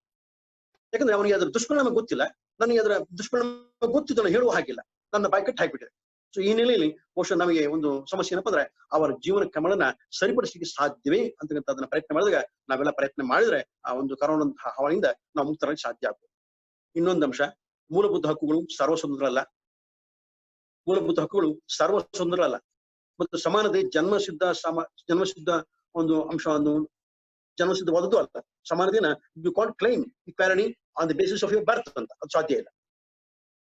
ಸಾಮಾಜಿಕ ನ್ಯಾಯ ಕೇವಲ ಶ್ರೀಮಂತರ ಆಸ್ತಿ ಅಲ್ಲ, ಇದನ್ನ ಬಹಳ ಸ್ಪಷ್ಟವಾಗಿ ಹೇಳ್ಬೇಕಾಗ್ತದೆ ನಾವು. ಸಾಮಾಜಿಕ ನ್ಯಾಯದಿಂದ social justice is not mere for the rich people ಅಂತ ಹ್ಯಾವ್ಸ್, ಇದಲ್ಲವೇ ಅಲ್ಲ ಎಂಬ ಅಂಶವನ್ನ ನಾಗರಿಕ ಪ್ರಜೆಗಳಿಗೆ ಸಾಮಾನ್ಯರಿಗೆ ತಿಳಿಪಡಿಸುವುದು ಹೆಚ್ಚು ಹೆಚ್ಚು ಸೂಕ್ತ. ಜಾಗತಿಕ ಬಿಕ್ಕಟ್ಟು, ವಿಕೋಪ ಅಥವಾ ಈಗಿನ ಪ್ರಸ್ತುತ ಕರೋನಾದಂತಹ ಮಹಾಮಾರಿಗಳು ಅಪ್ಪಳಿಸಿದಾಗ ಪಕ್ಷಾತೀತವಾಗಿ, ನಿಷ್ಪಕ್ಷಪಾತವಾಗಿ, ನಿಸ್ವಾರ್ಥವಾಗಿ ಅತಿ ಬುದ್ಧಿವಂತಿಕೆ, ಚಾಣಾಕ್ಷತೆ ಮತ್ತು ಸಮಯ ಪ್ರಜ್ಞೆ, ಸಾಮಾನ್ಯ ಪ್ರಜ್ಞೆ ಕೂಡ ಬಹಳ ಇಂಪಾರ್ಟೆಂಟ್. ಸಮಯ ಪ್ರಜ್ಞೆ, ಸಾಮಾನ್ಯ ಪ್ರಜ್ಞೆ ಆಯ್ತಾ, ಇವೆರಡೂ ಕೂಡ ಕಾಮನ್ ಸೆನ್ಸ್ ಮೂಲಕ ಪ್ರತಿಯೊಬ್ಬರೂ ಸಹಕರಿಸಿದಾಗ ಮಾತ್ರವೇ ಇದು ಸಾಧ್ಯ ಅಂತಕ್ಕಂಥ ಒಂದು ಸತ್ಯ ನಾವು ಅರ್ಥ ಮಾಡ್ಕೊಳ್ಬೇಕು. ಇದಿಷ್ಟು ಕೂಡ ನನ್ನ ವಿಚಾರಗಳು. ಇಷ್ಟು ವಿಚಾರವನ್ನು ಮನ್ನಣೆ ಮಾಡ್ಲಿಕ್ಕೆ ಅವಕಾಶ ಕೊಟ್ಟಂತಹ ನಿಮ್ಮೆಲ್ಲರೂ ಕೂಡ ಧನ್ಯವಾದಗಳು. ಈಗ ಪ್ರಶ್ನೋತ್ತರ ಕಾರ್ಯಕ್ರಮ. ಇವರಿಗೆ ನಾವು ಆಡಳಿತಾತ್ಮಕ ವ್ಯವಸ್ಥೆಯಲ್ಲಾಗಿರುವಂತಹ ಬದಲಾವಣೆಗಳು, ಒತ್ತಡ, ಅಸ್ತವ್ಯಸ್ತ ಎಲ್ಲವನ್ನ ತುಂಬಾ ಅದ್ಭುತವಾಗಿ ವಿವರಣೆ ಕೊಟ್ಟಿದ್ದೀರಿ ಸರ್. ತುಂಬಾ ಪ್ರಶ್ನೆಗಳು ಬರ್ತಾ ಇದೆ. ಈಗ ಮಾರುತಿ ಕೆ ದಮಲ್ ಅವರು ಈಗ ನೇರವಾಗಿ ಮಾತಾಡ್ತಾರೆ ಸರ್, ಕೇಳ್ತಾರೆ ಪ್ರಶ್ನೆ. ಮಾರುತಿ ಅವರೇ ಕೇಳ್ಬೋದು, ಅನ್ಮ್ಯೂಟ್ ಮಾಡಿ ಕೇಳಿ, ಲೈವ್ ಓಪನ್ ಇದೆ. ಮಾರುತಿ ಅವರೇ ಕೇಳಿಸ್ತಾ ಇದೆಯಾ? ಹಲೋ ಹಲೋ ಹಲೋ ಹಲೋ ನಮಸ್ತೆ ಸರ್. ಹಲೋ ಹೇಳಿ ಸರ್, ನನ್ನ ಹೆಸರು ಮಾರುತಿ ಡಂಬಾಳ ಅಂತ ಹೇಳಿ ಸರ್. ಹೇಳಿ ಹೇಳಿ ಹೇಳಿ ಸರ್, ನನ್ನ ಪ್ರಶ್ನೆ ಏನಂದ ಸರ್, ಉನ್ನತ ಶಿಕ್ಷಣದ ಗುಣಮಟ್ಟಕ್ಕಾಗಿ ಸರ್ಕಾರ ಹೆಚ್ಚು ಹಣ ಖರ್ಚು ಮಾಡುತ್ತದೆ, ಆದರೆ ವಾಸ್ತವದಲ್ಲಿ ಗುಣಮಟ್ಟ ಸುಧಾರಣೆ ಕಾಣುತ್ತಿದೆಯೇ ಸರ್? ಮತ್ತು ಜಿಎಫ್ಜಿಸಿಗಳಲ್ಲಿ ಹೆಚ್ಚಿನ ನಿಯಂತ್ರಣ ಇಲ್ಲ ಅಂತ ಹೇಳಿ ನನಗೆ ಅನಿಸ್ತಾ ಇದೆ ಸರ್. ಅದಕ್ಕಾಗಿ ತಮ್ಮ ಸಲಹೆ ಏನು? ಶಿಕ್ಷಣ ಕ್ಷೇತ್ರಕ್ಕೆ ಬಹಳಷ್ಟು ಅನುದಾನ ಬರ್ತಾ ಇದೆ ಏನೋ, ಯುಜಿಸಿಯಿಂದ, ಕೇಂದ್ರ ಸರ್ಕಾರದಿಂದ, ಮತ್ತೆ ಹಾಗೆ ನಮಗೆ ವಿಶೇಷವಾಗಿ ಎಲ್ಲ ಸರ್ಕಾರಗಳಿಗೆ ಕೋಟ್ಯಾಂತರ ರೂಪಾಯಿ ಹಣ ಬರ್ತಾ ಇದೆ. ಹಾ ಸರ್. ಒಂದು ಗಮನಿಸಬೇಕಾದ ಏನಪ್ಪಾ ಅಂದ್ರೆ, ತಾಂತ್ರಿಕವಾಗಿ ಇಂಪ್ರೂವ್ ಆಗ್ತಾ ಇದ್ದೀವಿ ನಾವು, ತಾಂತ್ರಿಕವಾಗಿ. ಸೊ ಸೈಂಟಿಫಿಕಲಿ ಅಲ್ಲ, ಇನ್ನು ಟೆಕ್ನಾಲಜಿಕಲ್ ತಗೊಂಡಾಗ, ಇನ್ಫ್ರಾಸ್ಟ್ರಕ್ಚರ್ ಟೆಕ್ನಾಲಜಿಕಲ್ ಇಂಪ್ರೂವ್ಮೆಂಟ್ ಅಂತ ಹೇಳ್ತೇವೆ, ಇನ್ಫ್ರಾಸ್ಟ್ರಕ್ಚರ್ ಅದು ಬಹಳ ಇಂಪ್ರೂವ್ ಆಗ್ತಾ ಇದೆ. ಕ್ವಾಲಿಟೇಟಿವ್ ಎಜುಕೇಶನ್ ಕೊಡ್ಲಿಕ್ಕೆ ಸಾಧ್ಯ ಆಗ್ತಾ ಇದೆ ನಮಗೆ. ಯಾಕಂದ್ರೆ ಇವತ್ತು CNR ರಾವ್ ಅಂತ ಹೇಳಿದ್ದಾರೆ. CNR ರಾವ್ ಏನು ಅವರ ಒಂದು ಸಂಶೋಧನೆ ಮಾಡುವಾಗ, ಅವರೊಂದು ವ್ಯಾಲಿಡೇಟರ್ ಸ್ಪೀಚ್ ಅಲ್ಲಿ ಹೇಳುವಾಗ ಹೇಳಿದರು, ಇವತ್ತು ಎಲ್ಲ ನಿಮ್ಮ PhD ಪ್ರಬಂಧಗಳು ಕೇವಲ ಗ್ರಂಥಾಲಯದಲ್ಲಿ ಕೂತಿರತಕ್ಕಂತ ಒಂದು ಶೋಕೇಸ್ ಇರ್ತಕ್ಕಂಥ ಪುಸ್ತಕ ಆಗ್ಬಿಟ್ಟಿದೆ ಹೊರತಾಗಿ ಆ ಗ್ರಂಥಗಳ ಅಥವಾ PhD ಥೀಸಿಸ್ಗಳ ಮರು ಸಂಶೋಧನೆ ಆಗಿಲ್ಲ ಅಂತಕ್ಕಂಥ. ಅದರ್ಥ ಏನ್ ಹಂಗಂದ್ರೆ, ನಾವೆಲ್ಲೋ ಒಂದ್ ಕಡೆ ಇವತ್ತು ಕೇವಲ ಶಿಕ್ಷಣವನ್ನ ವ್ಯಾಪಾರವನ್ನ ಮಾಡ್ಕೊಂಡ್ಬಿಟ್ಟಿದೆ. ಹೆಚ್ಚು ಹೆಚ್ಚು ವೈಭವಯುತವಾಗಿ ನಾವು ಬೆಳೆಸ್ತಾ ಇದ್ದೇವೆ. ಶಿಕ್ಷಣ ಇವತ್ತಿನ ಒಂದು ಬಿಸ್ನೆಸ್ ಆಗ್ಬಿಟ್ಟಿದೆ. ಆದ್ರೆ ಆ ಹಿಂದಿನ ಗುರುಕುಲ ಪದ್ಧತಿ, ತಕ್ಷಶಿಲಾ ಏನಿದೆ ಇವತ್ತು ಒಂದು ವಿಶ್ವವಿದ್ಯಾಲಯ, ಅಲ್ಲಿ ಒಬ್ಬ ಗೇಟ್ ಕೀಪರ್ನು ಕೂಡ ನೀವು ಇಂಟರ್ವ್ಯೂ ಮಾಡ್ಬೇಕಾಗಿದ್ದಂತ ಅವನ ಪ್ರಶ್ನೆ ಉತ್ತರ ಕೊಡ್ಲಿಕ್ಕೆ ಸಾಧ್ಯವಾದ ಸುಮಾರು ಜನ ವಾಪಸ್ ಮಾಡಿದ್ರನ್ನ ಆ ಇತಿಹಾಸ ನೋಡ್ಬೋದು. ಕಳಂದ ತಕ್ಷಶಿಲಾ ಅಂತ ವಿಶ್ವವಿದ್ಯಾಲಯ ಇವತ್ತೇನಾಗಿದೆ, ನಮಗೆ ಒಂದು ಹಿನ್ನೆಲೆ ಇಲ್ಲ. ಇವತ್ತು ಕೇವಲ ಸರ್ಟಿಫಿಕೇಟ್ ಕೋರ್ಸಸ್ ಅಥವಾ ನಿಮಗೆ ಹೆಚ್ಚು ಹೆಚ್ಚು ಹೆಚ್ಚು ಒಂದು ಭೌತಿಕ ಶಿಕ್ಷಣ ಕೊಡ್ತಾ ಇದ್ದಾವೆ. ಇಂಟೆಲೆಕ್ಚುಯಲ್ ಪ್ರಾಪರ್ಟೀಸ್ ಅನ್ನ ತಯಾರು ಮಾಡ್ಲಿಕ್ಕೆ ಸಾಧ್ಯವಾಗ್ತಾ ಇಲ್ಲ ಅಂತಕ್ಕಂಥದ್ದು ಶೋಚನೀಯ. ಈ ಹಿನ್ನೆಲೆಯಲ್ಲಿ ಶಿಕ್ಷಣ ಕ್ಷೇತ್ರ ಇನ್ನೂ ಕೂಡ ಹೆಚ್ಚು ವೈಜ್ಞಾನಿಕವಾಗಿ ಪ್ರಸರಣಗೊಳ್ಳಬೇಕು ಅಂತಕ್ಕಂಥದ್ದು ನನ್ನ ಅಭಿಪ್ರಾಯ. ಕರೋನಾ ಏನ್ ಮಾಡಿದೆ ಇವತ್ತು, ಕರೋನಾ ಒಂದ್ ಕಡೆ ಹೇಳ್ತದೆ, ಇವತ್ತು ಅದು ಏನು ನಮಗೆ ಪರ್ಯಾಯವಾಗಿ ತಗೊಂಡ ಕರೋನಾ ನಮಗೆ ಒಂದು ವಿವೇಚನೆ ಕೊಡೋದಕ್ಕೆ ನೀನಾಗುವಂತ. ಸೊ ಪ್ಲೇಟೋ ಏನ್ ಹೇಳಿದ್ದ, ನೋ ದೈಸೆಲ್ಫ್ ಫಸ್ಟ್ ಅಂತ ಹೇಳ್ತಾನಲ್ಲ ಪ್ಲೇಟೋ, ಅವ್ನು ರಿಪಬ್ಲಿಕ್ ಹೇಳ್ತಾನೆ ನೋ ದೈಸೆಲ್ಫ್ ಫಸ್ಟ್ ಅಂತ. ಸೊ ಅವ್ನು ಹೇಳಿದ ಪ್ರಕಾರ ಹಾಗೆ ನೀನು ಮೊದಲು ಪ್ರಯೋಜನಕಾರಿಯಾಗಿ ಬದಲಾದಾಗ ಇಡೀ ಸಮಾಜ ಬದಲಾಗ್ತದೆ. ಕರೋನಾ ಅದನ್ನ ಹೇಳ್ತಿರ್ತದೆ ಇವತ್ತು ನಮಗೆ. ಸ್ವಚ್ಛವಾದ ಜೀವನ ಅಳವಡಿಸ್ಕೊಳ್ಳಿ, ಸಾಮಾಜಿಕ ಅಂತರ ಬೆಳೆಸ್ಕೊಳ್ಳಿ, ತಿಳ್ಕೊಳ್ಳೋದನ್ನ ಸಮರ್ಪಕವಾಗಿ ತಿಳ್ಕೊಳ್ಳಿ, ಹೇಳ್ಬೇಕದನ್ನ ಸಮರ್ಪಕವಾಗಿ ತಿಳಿಸಿ, ಸಾಮಾಜಿಕವಾಗಿ ಏನೋ ಒಂದು ಆಂದೋಲನ ಉಂಟು ಮಾಡಿ, ನಿಮ್ಮಿಂದ ಸಾಧ್ಯವಾದಷ್ಟು ಸಮಾಜದ ಕಂಟಗಳ ನಿವಾರಣೆ ಮಾಡಿ ಪ್ರಯತ್ನ ಮಾಡಿ. ಇದನ್ನ ಹೇಳ್ತಾ ಇದೆ. ಇದು ಈ ಹಿನ್ನೆಲೆ ತಗೊಂಡಾಗ ಶಿಕ್ಷಣ ಕ್ಷೇತ್ರ ನಮಗೆ ಅದರಲ್ಲೂ ಕೂಡ ಉನ್ನತ ಶಿಕ್ಷಣ ಮತ್ತೆ ಉನ್ನತ ಇನ್ನು ವಿಶೇಷ ಸ್ನಾತಕೋತ್ತರ ಶಿಕ್ಷಣಗಳು ಹೆಚ್ಚು ಹೆಚ್ಚು ಇನ್ನೂ ಕೂಡ ಬೆಳಿಬೇಕಾದಂತ ಅನಿವಾರ್ಯತೆ ನಮ್ಗೆ ಕಾಣ್ತಾ ಇದೆ. ಇದು ನಿಮ್ಮ ಪ್ರಶ್ನೆಗೆ ಸಮರ್ಪಕ ಉತ್ತರ ಅಂತ ಅನ್ಕೊಳ್ತೇನೆ. ಧನ್ಯವಾದಗಳು ಸರ್. ಸರ್, ಈಗ ರಾಮಚಂದ್ರ ಅವ್ರು ಮಾತಾಡ್ತಾರೆ, ಕ್ವಶನ್ ಕೇಳ್ತಾರೆ ಸರ್. ರಾಮಚಂದ್ರ ಅವರೇ ಅನ್ಮ್ಯೂಟ್ ಮಾಡಿ ಕೇಳಬಹುದು. Next Kavita madam, doctor Kavita D. ಇದೆಲ್ಲ ಕೇಳಿಸ್ತಿದ್ಯಾ ರಾಮಚಂದ್ರ? ರಾಮಚಂದ್ರ ಕೇಳಿಸ್ತಿದ್ಯಾ ಸರ್? ಕೇಳಿ. Doctor Kavita D.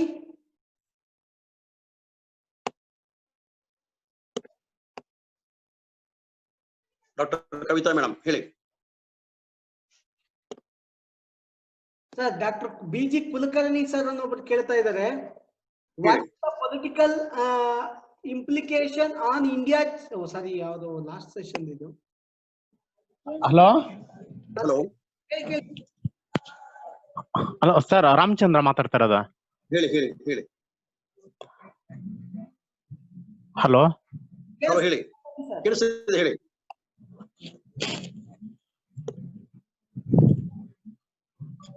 Hello hello ಮಾತಾಡಿ ಸರ್. ಪ್ರಶ್ನೆ ಕೇಳಿ. ಸರ್ ಸರ್, COVID-19 ಇಂದ ಈಗ ಆನ್ಲೈನ್ ಕ್ಲಾಸ್ ಮಾಡ್ತಾ ಇದೀವಲ್ಲ ಸರ್ ನಾವು ಮಕ್ಕಳಿಗೆ. ಹ್ಮ್ ಅದು ಪಾಸಿಟಿವ್ ಇಂತ ನೆಗೆಟಿವ್ ಏನಾದ್ರು ಇದೆಯಾ ಸರ್ ಅದರಿಂದ? ಅಲ್ಲ, ಎರಡೂ ಇದೆ. ಪಾಸಿಟಿವ್ ಇದೆ ಮತ್ತೆ ಸಕಾರಾತ್ಮಕ ನಕಾರಾತ್ಮಕ ಎರಡು ಗುಣನೂ ಇದೆ. ಅದು ಅವಶ್ಯಕತೆ ಇದೆಯಾ ಅನ್ನೋ ಸರ್ ನನಗೆ. ಅಲ್ಲ, ಯಾಕಂದ್ರೆ ನಾವು ಮುಂದಿನ ಒಂದು ಸಮಾಜಕ್ಕೆ ಹೋಗಬೇಕಾದ್ರೆ, ಹೌದು ಸರ್. ಭವಿಷ್ಯ ಹೋಗ್ಬೇಕಾದ್ರೆ ಎಲ್ಲ ಕೂಡ ಆನ್ಲೈನ್ ನಲ್ಲಿ ಮಾಡ್ಕೊಳ್ಬೇಕಾಗುತ್ತೆ. ಡಿಜಿಟಲ್ ಇಂಡಿಯಾ ಅಂತ ಬಂದ್ಮೇಲೆ ನಾವು ಎಲ್ಲ ಹೋಗ್ಲೇಬೇಕು. ಬಟ್ ಏನಂದ್ರೆ ಕ್ಲಾಸ್ ರೂಮ್ ಸಿಚುವೇಶನ್ ಬರೋಲ್ಲ ಸರ್.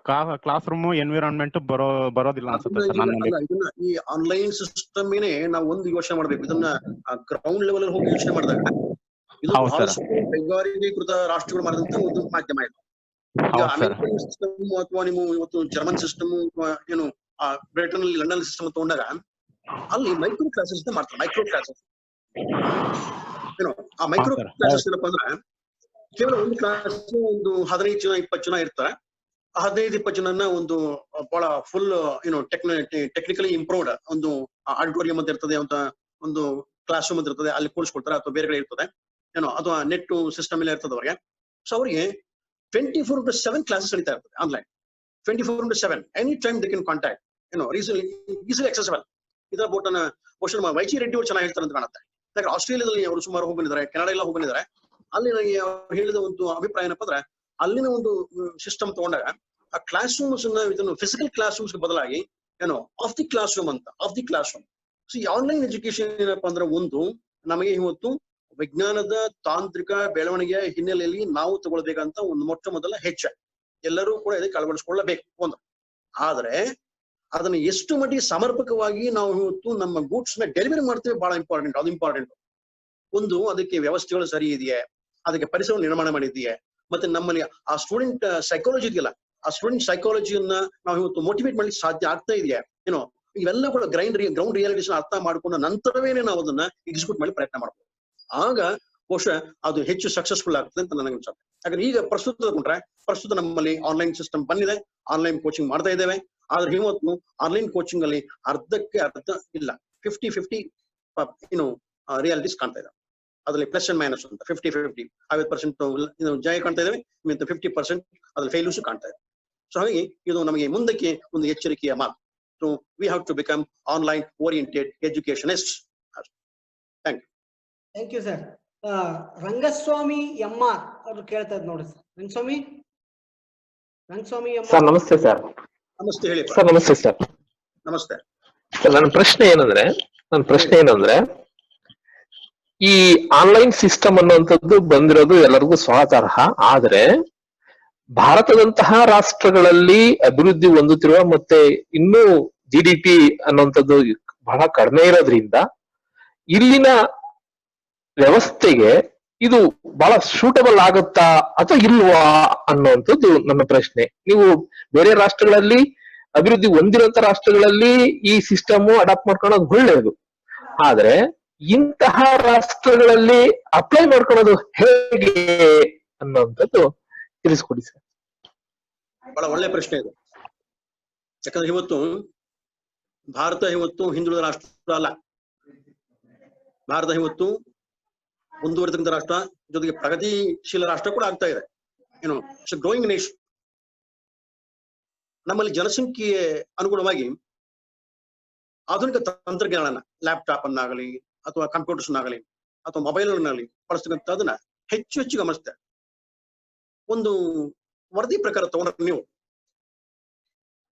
ಭಾರತದಲ್ಲಿ ಇವತ್ತು ಹಳ್ಳಿಗಳಲ್ಲಿ, ನಗರ ಪ್ರದೇಶ ಬಿಡಿ, ಹಳ್ಳಿಗಳಲ್ಲಿ ಗ್ರಾಮಾಂತರ ಕಡು ಗ್ರಾಮಗಳು ಅಂತ ಹೇಳ್ತೇವೆ ಏನು, ರಿಮೋಟ್ ವಿಲೇಜಸ್ ಅಂತ.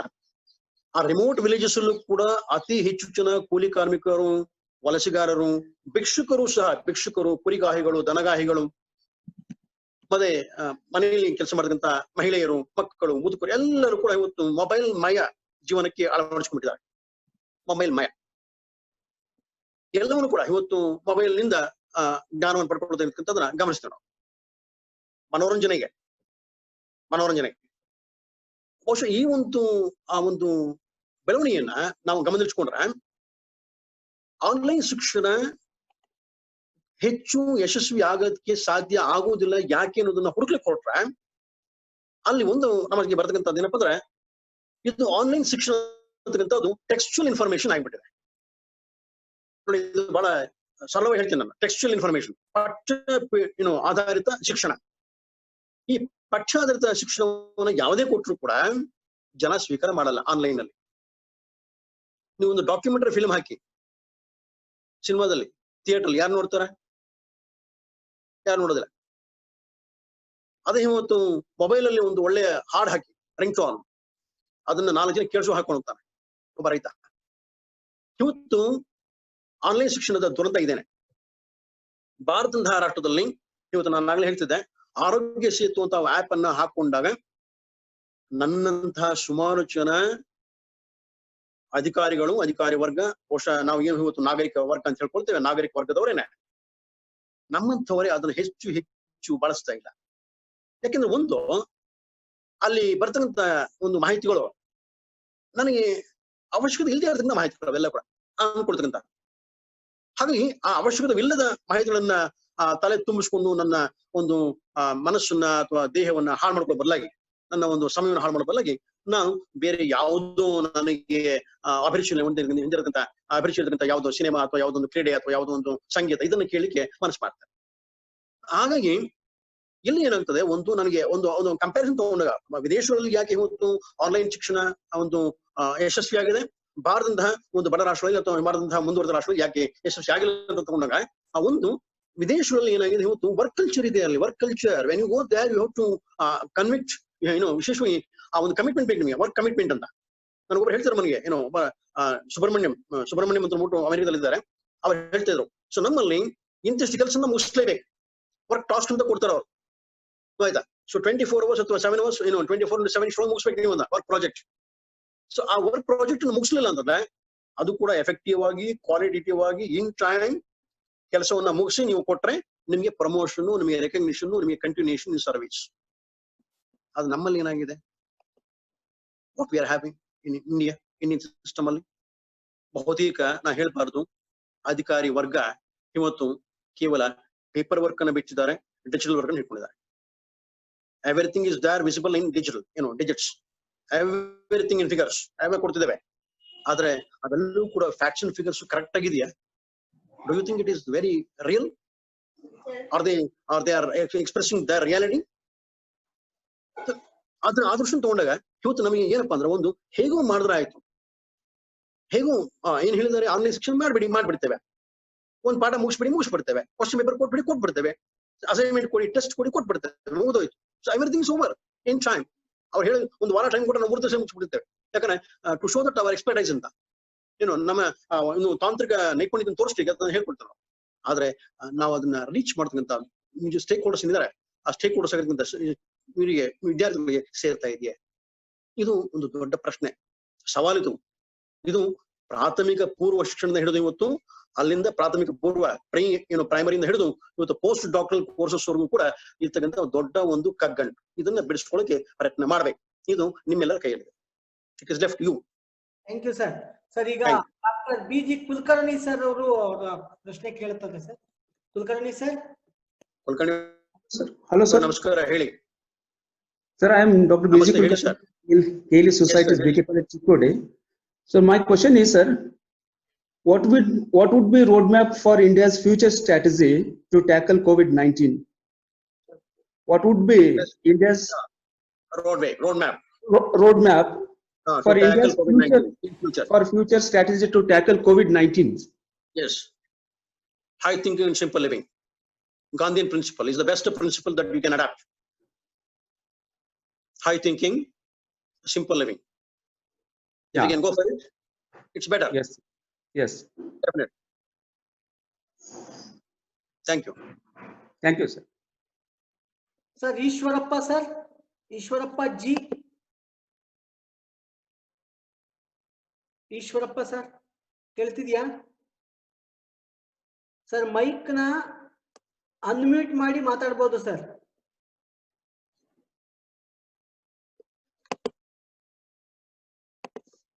ಕೇಳ್ತಿದ್ಯಾ ಸರ್? ಮೈಕ್ ನ ನೀವೇ ಅನ್ಮ್ಯೂಟ್ ಮಾಡ್ಕೊಬೇಕು. ಮೈಕ್ ಸಿಂಬಲ್ ಮೇಲೆ red line. Hello sir. Hello ಹೇಳಿ. ಹಾ ಹಲೋ ಸರ್. ಈಗ ನಮ್ಮ ದೇಶದಲ್ಲಿ ಏನೋ ನಾವು ಆನ್ಲೈನ್ ಮಾಡಿ ಏನೋ ಕ್ಲಾಸಸ್ ಎಂಗೇಜ್ ಮಾಡ್ತಾ ಇದೀವಿ ಸರ್. ಆದ್ರೆ ಈ ಮುಂದುವರಿದ ರಾಷ್ಟ್ರಗಳಲ್ಲಿ ಯಾವ ತರದ ಒಂದು ಪರಿಸ್ಥಿತಿ ನಿಭಾಯಿಸ್ತಾ ಇದ್ದಾರೆ ಶಿಕ್ಷಣ ವ್ಯವಸ್ಥೆ? ಈ ಚೈನಾ ಇರ್ಬೋದು ಅಥವಾ ಅಮೆರಿಕ ಮುಂದಾದ ರಾಷ್ಟ್ರಗಳಲ್ಲಿ ಯಾವ ತರ ಈ ಶಿಕ್ಷಣ ವ್ಯವಸ್ಥೆಯನ್ನು ನಿಭಾಯಿಸ್ತಾ ಇದ್ದಾರೆ ಸರ್ ಅಲ್ಲಿ? ಮುಂದುವರೆದ ರಾಷ್ಟ್ರಗಳು ನೋಡಿ, ಈಗ ಅಮೆರಿಕ, ಜರ್ಮನಿ, ಜಪಾನ್, ಚೈನಾ ಮುಂತಾದ ರಾಷ್ಟ್ರಗಳಲ್ಲಿ ಅಲ್ಲಿ ಸ್ಪೆಷಲೈಸೇಷನ್ ಜಾಸ್ತಿ ಇದೆ. ಸ್ಪೆಷಲೈಸೇಷನ್ ನಮ್ಮಲ್ಲಿ ಸರ್ ಚೈನಾ ನೋಡಿದ್ರೆ ಅದು ಅಭಿವೃದ್ಧಿಶೀಲ ರಾಷ್ಟ್ರನೇ ಹೌದು. ಅಲ್ಲಿ ಶಿಕ್ಷಣದ ಗುಣಮಟ್ಟ ಸಹ ನಮ್ ತರನೇ ಇದೆ. ಆದ್ರೆ ಸದ್ಯದ ಸ್ಥಿತಿಯಲ್ಲಿ ಯಾವ ತರ ನಿಭಾಯಿಸ್ತಾರೆ ಚೈನಾದವರು? ಅಲ್ಲ, ಅದೇನೆ ವಿಶೇಷವಾಗಿ ಏನಂದ್ರೆ, ಒಂದು ಜಾಬ್ ಓರಿಯೆಂಟೆಡ್ ಕೋರ್ಸಸ್ ಜಾಸ್ತಿ ಇದೆ ಅಲ್ಲಿ. ಟೆಕ್ನಿಕಲ್ ಎಜುಕೇಶನ್ ಅವ್ರಿಗೆ ಏನಿದೆ ಏನೋ very urgent necessity is to train every one, educate every one to become productive, ಏನೋ that is what they aim. But ನಮ್ಮಲ್ಲಿ ಹಂಗಲ್ಲ. ನಮ್ಮಲ್ಲಿ ಟ್ರೆಡಿಷನಲ್ ಎಜುಕೇಶನ್ ಸಿಸ್ಟಮ್ ಇನ್ನೂ ಹಾಗೇ ಇದೆ. ಈಗ ಫಾರ್ ಎಕ್ಸಾಂಪಲ್ ನಮ್ಮಲ್ಲಿ ಡಿಗ್ರಿ ಎಜುಕೇಶನ್ ತಗೊಂಡ್ರೆ ನೀವು ಏನೋ ಒಬ್ಬ ಏನು ಕಂಡಕ್ಟ್ ಆಗ್ತಕ್ಕಂಥವನಿಗೆ ನಾವು ಇವತ್ತು BA ಪೊಲಿಟಿಕಲ್ ಓದಿಸ್ತೇವೆ, ಲಾಯರ್ ಗಣಿತ ಓದಿಸ್ತೇವೆ. ಯಾರೋ ಒಬ್ಬ ವಿಶೇಷವಾಗಿ ಇವತ್ತು ಅವನು ಎಲ್ಲೋ ಕ್ಲರ್ಕ್ ಆಗಿ ಕೂತ್ಕೊಳ್ತಕ್ಕಂಥವನಿಗೆ ಇವತ್ತು ನಾವು ಲಾ ಓದಿಸ್ತೇವೆ. ವಾಟ್ ಡಸ್ ಇಟ್ ಮೀನ್ ಅಲ್ವಾ? ಸೊ ಹಾಗಾಗಿ ಇದನ್ನ ನಾವು ಚೇಂಜ್ ಮಾಡ್ಕೊಂಡು ಟ್ರೆಡಿಷನಲ್ ಎಜುಕೇಶನ್ ಸಿಸ್ಟಮ್ ಏನಿದೆ ಇದನ್ನ ನಾವು ಚೇಂಜ್ ಮಾಡ್ಬೇಕು. ಸೊ ಈ ಏನು ಎಜುಕೇಶನ್ ಸಿಸ್ಟಮ್ ಅಲ್ಲಿ 3 ಟೈರ್ ಸಿಸ್ಟಮ್ ಅಂತ ಇದೆ, ಪ್ರೈಮರಿ, ಹೈಯರ್ ಅಂಡ್ ಏನು ಮಿಡಲ್ ಅಂತ. ಸೊ ಅದ್ರಲ್ಲಿ ನಾವು ಹೈಯರ್ ಲೆವೆಲ್ ಬಂದಾಗ ಪ್ರೈಮರಿಯಲ್ಲಿ ನಾವು ಬೇಸಿಕ್ಸ್ ಹೇಳ್ಕೊಡ್ಬೇಕು, ಸೆಕೆಂಡರಿ ಬಂದಾಗ ಸ್ವಲ್ಪ ಅದನ್ನ ಫಿಲ್ಟರ್ ಮಾಡ್ಬೇಕು, ಮತ್ತೆ ವಿಶೇಷವಾಗಿ ಹೈಯರ್ ಬಂದಾಗ ಏನು ಪೋಸ್ಟ್ ಡಾಕ್ಟರ್ ಮತ್ತೆ ಹೈಯರ್ ಎಜುಕೇಶನ್ ಬಂದಾಗ ಹೈಯರ್ ಎಜುಕೇಶನ್ ಅಲ್ಲಿ ಬಹಳ ಸೈಂಟಿಫಿಕಲಿ ಓರಿಯೆಂಟೆಡ್ ಎಜುಕೇಶನ್ ಕೊಡ್ಬೇಕು ನಾವು. ಅದರಲ್ಲೂ ಕೂಡ one has to become very productive in their future. That is most important. So ಇವತ್ತು ಎಷ್ಟೋ ಏನು ಅಸ್ಟ್ರೋಕ್ರಾಟ್ ಆಗ್ಲಿಕ್ಕೆ ಇವತ್ತು ಅಥವಾ ಇವತ್ತು ಒಬ್ಬ ಸೈಂಟಿಸ್ಟ್ ಆಗ್ಲಿಕ್ಕೆ ಏನ್ ಮಾಡ್ತಾನೆ ಒಬ್ಬ ವ್ಯಕ್ತಿಗೆ ಇವತ್ತು ನೀವು ಕೂತ್ಕೊಂಡು ಮ್ಯಾಥಮೆಟಿಕ್ಸ್ ಹೇಳ್ಕೊಡ್ರೆ ಏನೇ ಬರ್ತದೆ? ಅವ್ನಿಗೆ ಫಿಸಿಕ್ಸ್ ಇಂಟ್ರೆಸ್ಟ್ ಇರ್ತದೆ, ಅವನಿಗೆ ಫಿಸಿಕ್ಸ್ ಲಾಸ್ಟ್ ಏನೋ ವಿಶೇಷವಾಗಿ ಅವನಿಗೆ ಆ ಒಂದು ಫೀಲ್ಡ್ ಅಲ್ಲಿ ಇಂಪ್ರೂವ್ ಮಾಡ್ಬೇಕು ಹೊರತಾಗಿ ನೀವು ಅವನಿಗೆ ಗಣಿತವನ್ನು ಹೇಳ್ಕೊಟ್ರೆ ಅಥವಾ ಯಾವುದೋ ಒಂದು ಸೋಶಿಯಾಲಜಿ ಹೇಳ್ಕೊಟ್ರೆ ಅದನ್ನ ಪ್ರಯೋಜನ ಆಗ್ತದೆ ಅವನಿಗೆ ಪ್ರಯೋಜನ ಆಗುದಿಲ್ಲ. ಒಬ್ಬ ಕನ್ನಡ ವಿದ್ಯಾರ್ಥಿ, ಉದಾಹರಣೆಗೆ ಒಬ್ಬ ಕನ್ನಡ ವಿದ್ಯಾರ್ಥಿ ಅವನ ಸಾಹಿತ್ಯದಲ್ಲಿ ಬಹಳಷ್ಟು ಇಂಟ್ರೆಸ್ಟ್ ಇರ್ತದೆ, ಅಂಥವನಿಗೆ ತಗೊಂಡು ನೀವು ಎಕನಾಮಿಕ್ಸ್ ಹೇಳ್ಕೊಡೋದ್ರಿಂದ ಏನ್ ಪ್ರಯೋಜನ ಆಗ್ಬೋದು? ಸೊ ಹಾಗಾಗಿ ಆ ಸ್ಪೆಷಲೈಸೇಷನ್ ಫೀಲ್ಡ್ ಏನಿದೆ ಇವತ್ತು ನಮ್ಮಲ್ಲಿ ಬಹುಶಃ ಬೇರೆ ರಾಷ್ಟ್ರಗಳಿಗೆ ಕಂಪೇರ್ ಮಾಡ್ಕೊಂಡಾಗ ನಮ್ಮಲ್ಲಿ ಇನ್ನೂ ಕೂಡ ಆ ಒಂದು ಟ್ರೆಡಿಷನ್ ಪ್ಯಾಟರ್ನ್ ಇಂದ ಹೊರಗೆ ಬರ್ಲಿಕ್ಕೆ ಆಗಿಲ್ಲ ನಾವು. ಇದು ನನ್ನ ಉತ್ತರ ಅಂತ ಕಾಣುತ್ತೆ. ಆಯ್ತು, ಆ ಸಂದರ್ಭ ಯಾವ ಬರುವ ಸರ್ ನಿಮ್ಮ ಅನಿಸಿಕೆ ಪ್ರಕಾರ? ಅದು ನೀವ್ ಹೇಳ್ಬೇಕು. How do you want to develop your children in the future? Sir ಅಲ್ಲ ಸರ್, 70 years ಆಯ್ತು ಇದು ನಮ್ಮ ಇಂಡಿಪೆಂಡೆನ್ಸ್ ಆಗಿ. Politics, this is because of politics. Nobody wants to change. ಈಗ ನೀವು ಹಳೆ ಕಪ್ಪು ಹೊರಗೆ ಸ್ಕೀಮೇ ಮಾಡ್ತೀವಿ ನಾವು, ಅದೇ ಒಂದು ಅಕ್ಷರ ಕಲಿಕೆ ಕಾರ್ಯಕ್ರಮ ಹಾಕೊಳ್ತೇವೆ ಏನೋ. Recently introduce yoga system in education ಅಲ್ವಾ? This is one novel program ಅಂತ ಕಾಣುತ್ತೆ ಏನೋ. ಸೊ ಯೋಗ ಸಿಸ್ಟಮ್ ಯೋಗವನ್ನು ಇವತ್ತು ಏನಾಗಿದೆ, ನೀವು ಇನ್ಕಲ್ಕೇಟ್ ಮಾಡಿದ್ರೆ ಪ್ರೈಮರಿ ಲೆವೆಲ್ ಇಂದಾನೆ ಬಹುಶಃ ಮುಂದಕ್ಕೆ India will become a world university of yoga. I hope. Okay sir, thank you sir. New education ಪಾಲಿಸಿನ ಈ ಡ್ರಾಫ್ಟ್ ನ ಫೈನಲೈಸ್ ಮಾಡಿದ್ರೆ ಪ್ರಾಬಬಲಿ ಭಾಗಶಃ ಅದಕ್ಕೆ ಪರಿಹಾರ ಸಿಗ್ಬೋದು ಸರ್. ಮಕ್ಕಳಿಗೆ ಫುಲ್ ಓಪನ್ ಆಗಿ ಅವ್ರಿಗೆ ಬೇಕಾಗಿರೋ ಅಂತ ಸಬ್ಜೆಕ್ಟ್ ನ ಓದ್ಲಿಕ್ಕೆ ಅವಕಾಶ ಸಿಕ್ಕಾಗ ಇದಕ್ಕೆ ಪರಿಹಾರ ಸಿಗ್ಬಹುದು ಅನ್ನೋದು ನನ್ನ ಅನಿಸಿಕೆ ಸರ್. ಮತ್ತೊಬ್ಬರು ಇಲ್ಲ ಸರ್, ಆ ನ್ಯೂ ಎಜುಕೇಶನ್ ಪಾಲಿಸಿ ನಾನು ಓದಿದ್ದೀನಿ, but applied education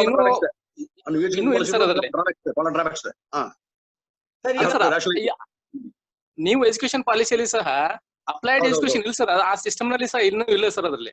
applied education ಇಲ್ಲ ಸರ್ ಅದರಲ್ಲಿ. ಬದಲಾವಣೆ ಆಗ್ಬೇಕಾಗುತ್ತೆ. Thank you sir. Thank you. ಕೇಳ್ತಾ ಇದ್ದಾರೆ ಸರ್ ಪ್ರಶ್ನೆ ಕೇಳಿ. ಮಹೇಂದ್ರ ಸರ್ ನಮಸ್ತೆ. ನಮಸ್ತೆ, ಹೇಳಿ. ಸರ್ ನನ್ನ ಹೆಸರು ಮಹೇಂದ್ರ ಅಂತ ಹೇಳಿ. ಸರ್ ಇದು ನನ್ನ ಪ್ರಶ್ನೆ ಏನು ಅಂತಂದ್ರೆ ಸರ್, ಇವಾಗ ಸರ್ಕಾರ ಏನ್ ಮಾಡ್ತದೆ, ಸ್ಪರ್ಧಾತ್ಮಕ ಪರೀಕ್ಷೆಗಳನ್ನ ಎಲ್ಲಾ ಕೇಂದ್ರ ಹಾಗೂ ನಾಗರಿಕ ಸೇವಾ ಪರೀಕ್ಷೆಗಳನ್ನ ಎಲ್ಲಾನು ಕೂಡ ತಡೆ ಹಿಡಿದಿದೆ, ಎಲ್ಲ ಎಕ್ಸಾಮ್ಸ್ ಕೂಡ. ನೆಕ್ಸ್ಟ್ ಸರ್ಕಾರದ ಆಡಳಿತವನ್ನ ನಡ್ಸ್ಕೊಂಡು ಹೋಗ್ಲಿಕ್ಕೆ ಸಿಬ್ಬಂದಿಗಳೇನಿದೆ ಇವು ಸಮಸ್ಯೆಗಳನ್ನು ಕೂಡ ಎದುರಾಗುತ್ತಲ್ವ ಸರ್? ಒಂದ್ ಕಡೆ ಎಲ್ಲರೂ ಒಂದು ಆಡಳಿತದ ತಡೆಗೋಡೆ ಪಟ್ಟಿ ಎನ್ನುವಂಥದ್ದು ಎದುರಾಗ್ತಾ ಬರುತ್ತೆ. ಸೊ ಇದಕ್ಕೆ ಮುಂದಿನದಾಗಿ ಇನ್ನೊಂದ್ ಕಡೆ ಹೇಳುತ್ತೆ ಆಲ್ರೆಡಿ ಈಗ ಸರ್ಕಾರಿ ನೌಕರರೇನಿದ್ದಾರೆ ಅಲ್ಲ, ನಿಮ್ಮ ಪ್ರಶ್ನೆ ಸ್ಪಷ್ಟವಾಗಿಲ್ಲ ಸರ್. ನನ್ನ ಪ್ರಶ್ನೆ ಏನಂತಂದ್ರೆ, ಈಗ ಸ್ಪರ್ಧಾತ್ಮಕ ಪರೀಕ್ಷೆಗಳು ಎಲ್ಲಾನು ಕೂಡ ತಡೆ ಹಿಡಿಯೋದ್ರಿಂದಾಗಿ ಸರ್ಕಾರದ ಆಡಳಿತ ಯಂತ್ರ ಏನಿದೆ, ಸೊ ಇದು ತಡೆ ಆಗುತ್ತೆ. ಎಲ್ಲ ಸರ್ಕಾರದ ಎಲ್ಲಾ ಕೆಲಸಗಳನ್ನು ಕೂಡ ಎಲ್ಲ ಕೆಲಸಗಳನ್ನು ಕೂಡ ವಿಳಂಬ ಉಂಟಾಗ್ತದೆ ಎನ್ನುವಂಥದ್ದು ನನ್ನ ಪ್ರಶ್ನೆ. ನೇಮಕ ನಿಮಗೆ ಒಂದು ಸಮಜಾಯಿಷಿ ಕೊಡ್ತೀನಿ ನೋಡಿ. ಸಣ್ಣ ಉದಾಹರಣೆ, ಈ ಹಳ್ಳಿಲಿ ಒಂದು ಜಾತ್ರೆ ಆಗ್ತದೆ ಅಂತ ಇಟ್ಕೊಳ್ಳಿ. ಹಳ್ಳಿಲಿ ಜಾತ್ರೆ ಆಗ್ತದೆ, ಯಾರೋ ಒಬ್ಬ ವ್ಯಕ್ತಿ ಬರ್ಲಿಲ್ಲ ಅಂತಂದ್ರೆ ಜಾತ್ರೆ ನಿಲ್ಲಲ್ಲ, ಹೌದಲ್ಲ? ಹಾಗೆ ಸರ್ಕಾರದ ಕಾರ್ಯಕ್ರಮಗಳು ಕೂಡ, ಅದು ಆಡಳಿತ ಆಗ್ಬೋದು ಅಥವಾ ರಾಜಕೀಯದ ಕಾರ್ಯಕ್ರಮ ಆಗ್ಬೋದು, ಯಾವ್ದೇ ಆಗ್ಬೋದು, ಇಲ್ಲಿ ಸಿಬ್ಬಂದಿಯ ಕೊರತೆ ಆದ್ರೂ ಕೂಡ ಕೆಲಸ ನಡೀಲೇಬೇಕು, ಕೆಲಸ ನಡೆಯುತ್ತೆ. ಆದ್ರೆ ಕೆಲಸದ ಕಾರ್ಯ ಹೊರೆ ಜಾಸ್ತಿ ಆಗ್ತದೆ, ವರ್ಕ್ ಲೋಡ್ ಜಾಸ್ತಿ ಆಗ್ತದೆ, ಅಷ್ಟೇ ಹೊರತಾಗಿ ಕೆಲಸ ನಿಲ್ಲಲ್ಲ. ಈಗ ಬ್ಯಾಂಕಲ್ಲಿ ನೋಡ್ಬೇಕಾದ್ರೆ, ಬ್ಯಾಂಕಲ್ಲಿ ನೀವು ಹೋಗಿ ಗಮನಿಸಿ, ಬ್ಯಾಂಕಲ್ಲಿ, ಪೋಸ್ಟ್ ಆಫೀಸ್ ಅಲ್ಲಿ ಸಿಬ್ಬಂದಿ ಕೊರತೆ ಇದ್ರೂ ಕೂಡ ನಿಮಗೆ ಮನಿ ಟ್ರಾನ್ಸಾಕ್ಷನ್ಸ್ ನಿಲ್ಲೋದಿಲ್ಲ. ಮನಿ ಟ್ರಾನ್ಸಾಕ್ಷನ್ಸ್ ನಡೀತಾ ಇರ್ತದೆ, ಬಟ್ ಇಟ್ ಟೇಕ್ಸ್ ಟೈಮ್. ಕೆಲಸದ ಹೊರೆ ಜಾಸ್ತಿ ಆಗ್ತದೆ, ಒಂದ್ ಸ್ವಲ್ಪ ನಿಮಗೆ ವಿಳಂಬ ಆಗ್ಬಹುದು. ಆದ್ರೆ everybody will get the benefits of that employ. ಹಾಗೆ ನಮ್ಮಲ್ಲಿ ಇವತ್ತು ಕಾಂಪಿಟೇಟಿವ್ ಎಕ್ಸಾಮ್ಸ್ ನ ಪೋಸ್ಟ್ಪೋನ್ ಮಾಡಿದ್ರು ಕೂಡ ಅಥವಾ ನಿಲ್ಲಿಸಿದ್ರು ಕೂಡ ತಾತ್ಕಾಲಿಕವಾಗಿ ಅದನ್ನ ಏನ್ ಹೊರೆ ಆಗಲಾರದು. ಯಾಕಂದ್ರೆ ಈಗಾಗಲೇ ಸರ್ಕಾರದಲ್ಲಿ ಬಹಳಷ್ಟು ಜನ ನೌಕರರಿದ್ದಾರೆ. ನಿರುದ್ಯೋಗಿಗಳಿದ್ರು ಕೂಡ ನಿರುದ್ಯೋಗಿಗಳಿಗಿಂತ ಹೆಚ್ಚು ಇವತ್ತು ಪರಿಣಿತ ವ್ಯಕ್ತಿಗಳು ಇವತ್ತು ಸರ್ಕಾರದಲ್ಲಿದ್ದಾರೆ. ಮತ್ತೆ ಅವರ ಸೇವೆ ನಾವು ಯಾವತ್ತೂ ಕೂಡ ನಗಣ್ಯ ಮಾಡ್ಲಿಕ್ಕೆ ಆಗೋದಿಲ್ಲ, ಅದನ್ನ ತಳ್ಳಿ ಹಾಕ್ಲಿಕ್ಕೆ ಆಗೋದಿಲ್ಲ. ಇವತ್ತು ಎಷ್ಟೋ ಜನ ಆ ತೆರೆ ಹಿಂದೆ ನಮ್ಗೆ ಗೊತ್ತಿಲ್ಲ, ಅವರಿಗೆ ಯಾವುದೇ ರೀತಿಯ ಪ್ರಶಸ್ತಿ ಸಿಕ್ಕಿಲ್ಲ. ಅವರಿಗೆ ಅಂತ ವ್ಯಕ್ತಿಗಳು ನಿಷ್ಪೃಹವಾಗಿ 24/7 ಅವರು ಸರ್ಕಾರಕ್ಕೋಸ್ಕರ ಕೆಲಸ ಮಾಡ್ತಾರೆ. ಅದೇನು ಇವತ್ತು ವಿಧಾನಸೌಧದ ಮೇಲೆ ಹಾಕಿದಾರಲ್ಲ ಸರ್ಕಾರಿ ಕೆಲಸ, ದೇವರ ಕೆಲಸ ಅಂತ, ಆ ಕೆಲಸ ಅಲ್ಲಿ ನಿಮಗೆ ಬೋರ್ಡ್ ಮೇಲೆ ಕಾಣಬಹುದು. ಆದ್ರೆ ಬಹುತೇಕ ಇಲಾಖೆಗಳಲ್ಲಿ ಅಲ್ಲಿನ ಅಧಿಕಾರಿಗಳು ಅದನ್ನ ನಿಷ್ಠಾವಂತರಾಗಿ ಮಾಡ್ತಾ ಇರೋದಕ್ಕೋಸ್ಕರವೇ ಇವತ್ತು ನಿಮಗೆ ಎಲ್ಲೋ ಒಂದು ಮಟ್ಟದಲ್ಲಿ ಆ ಸಾಮಾಜಿಕ ನ್ಯಾಯ ಅಂತಕ್ಕಂಥದ್ದು ಸಿಗ್ತಾ ಇರ್ತಕ್ಕಂಥದ್ದು ನೋಡ್ಬೋದು. ಆ ಹಿನ್ನೆಲೆಯಲ್ಲಿ ವಿಶೇಷವಾಗಿ ಒಂದು ಕಾಂಪಿಟೇಟಿವ್ ಎಕ್ಸಾಮ್ಸ್ ಪೋಸ್ಟ್ಪೋನ್ ಆಗೋದ್ರಿಂದ ತೊಂದರೆ ಏನಾಗಲಾರದು, but in time it takes some course. Thank you sir. ಹೌದು, ಬಟ್ ಆದ್ರೆ ವಯೋಮಿತಿ ಆಲ್ರೆಡಿ ತುಂಬಾ ಕ್ರಾಸ್ ಆಗುವಂತ ಕೆಲವೊಂದಷ್ಟು ಕ್ಯಾಂಡಿಡೇಟ್ಸ್ ಇದಾರಲ್ಲ ಸರ್, ಸೊ ಅವ್ರ ಬಗ್ಗೆ ಸರ್ಕಾರ ಯಾವುದೇ ರೀತಿ ಕ್ರಮ ತೆಗೆದುಕೊಳ್ಬಹುದಾ? ಡಿಫರೆಂಟ್ ಪ್ರಶ್ನೆ ಆಗುತ್ತದೆ, ಅದು ಡಿಫರೆಂಟ್ ಪ್ರಶ್ನೆ. ಒಂದು ಪ್ರತಿಭೆ ಮತ್ತು ಅನುಭವ ಅಂತ ಏನಿದೆಯಲ್ಲ, ವಯೋಮಿತಿ ಮತ್ತೆ ಪ್ರತಿಭೆ ಅಂತ, ಅದು ಬೇರೆ ಪ್ರಶ್ನೆ ಆಗ್ತದೆ. ಅದೊಂದು I think it is A different field. ಯಾಕಂದ್ರೆ ವಯೋಮಿತಿಯ ಹಿನ್ನೆಲೆ ತಗೊಂಡಾಗ ಪ್ರತಿಭೆ ಎಲ್ಲಿದೆಯೋ ಅಲ್ಲಿ ವಯೋಮಿತಿ ಬರೋದಿಲ್ಲ. ವಯೋಮಿತಿ ದಾಟಿದ್ರು ಕೂಡ ಅವರನ್ನು ಬಳಸ್ಕೊಳ್ಬಹುದು. ಯಾಕಂದ್ರೆ ಇವತ್ತು ಫಾರಿನ್ ಕಂಟ್ರೀಸ್ ಏನಾಗಿದೆ, ಹೆಚ್ಚಿಗೆ ಬ್ಯೂರೋಕ್ರಾಟ್ಸ್ ಅನ್ನು ನಾವು ಇವತ್ತು ವಯೋಮಿತಿ ದಾಟಿರ್ತಕ್ಕಂಥ ಬಳಸ್ಕೊಳ್ತೇವೆ. ವಿಶೇಷವಾಗಿ ರಕ್ಷಣಾ ತಂತ್ರಜ್ಞಾನ, ವೈಜ್ಞಾನಿಕ ತಂತ್ರಜ್ಞಾನ, ಮತ್ತೆ ವಿಶೇಷವಾಗಿ ಒಂದು ಇನ್ಕಮ್ ಟ್ಯಾಕ್ಸ್ ಡಿಪಾರ್ಟ್ಮೆಂಟ್ ಅಲ್ಲಿ ಜುಡಿಷಿಯರಿ ಇಂಥಗಳೆಲ್ಲ ಕೂಡ ಹೆಚ್ಚು ಪರಿಣಿತರನ್ನು ಬಳಸ್ಕೊಳ್ತೇವೆ. ಹಾಗಾಗಿ ಆ ಪರಿಣಿತರು ಮತ್ತೆ ಯುವಕರು ಏನಿದೆ, ಪರಿಣಿತರು ಮತ್ತೆ ವಿಶೇಷವಾಗಿ ಯಂಗ್ಸ್ಟರ್ಸ್ ಅಂತ, ನ್ಯೂ ಬ್ಲಡ್ ಅಂತ, ಸೊ ಅಲ್ಲಿ ನಾವು ಕಂಪ್ಯಾರಿಸನ್ ಕೊಡ್ಲಿಕ್ಕೆ ಆಗೋದಿಲ್ಲ, ಮತ್ತೆ ಅದನ್ನ ಕಾಂಟ್ರಿಬ್ಯೂಷನ್ ಮಾಡ್ಲಿಕ್ಕೂ ಆಗೋದಿಲ್ಲ. So it's a different field. Thank you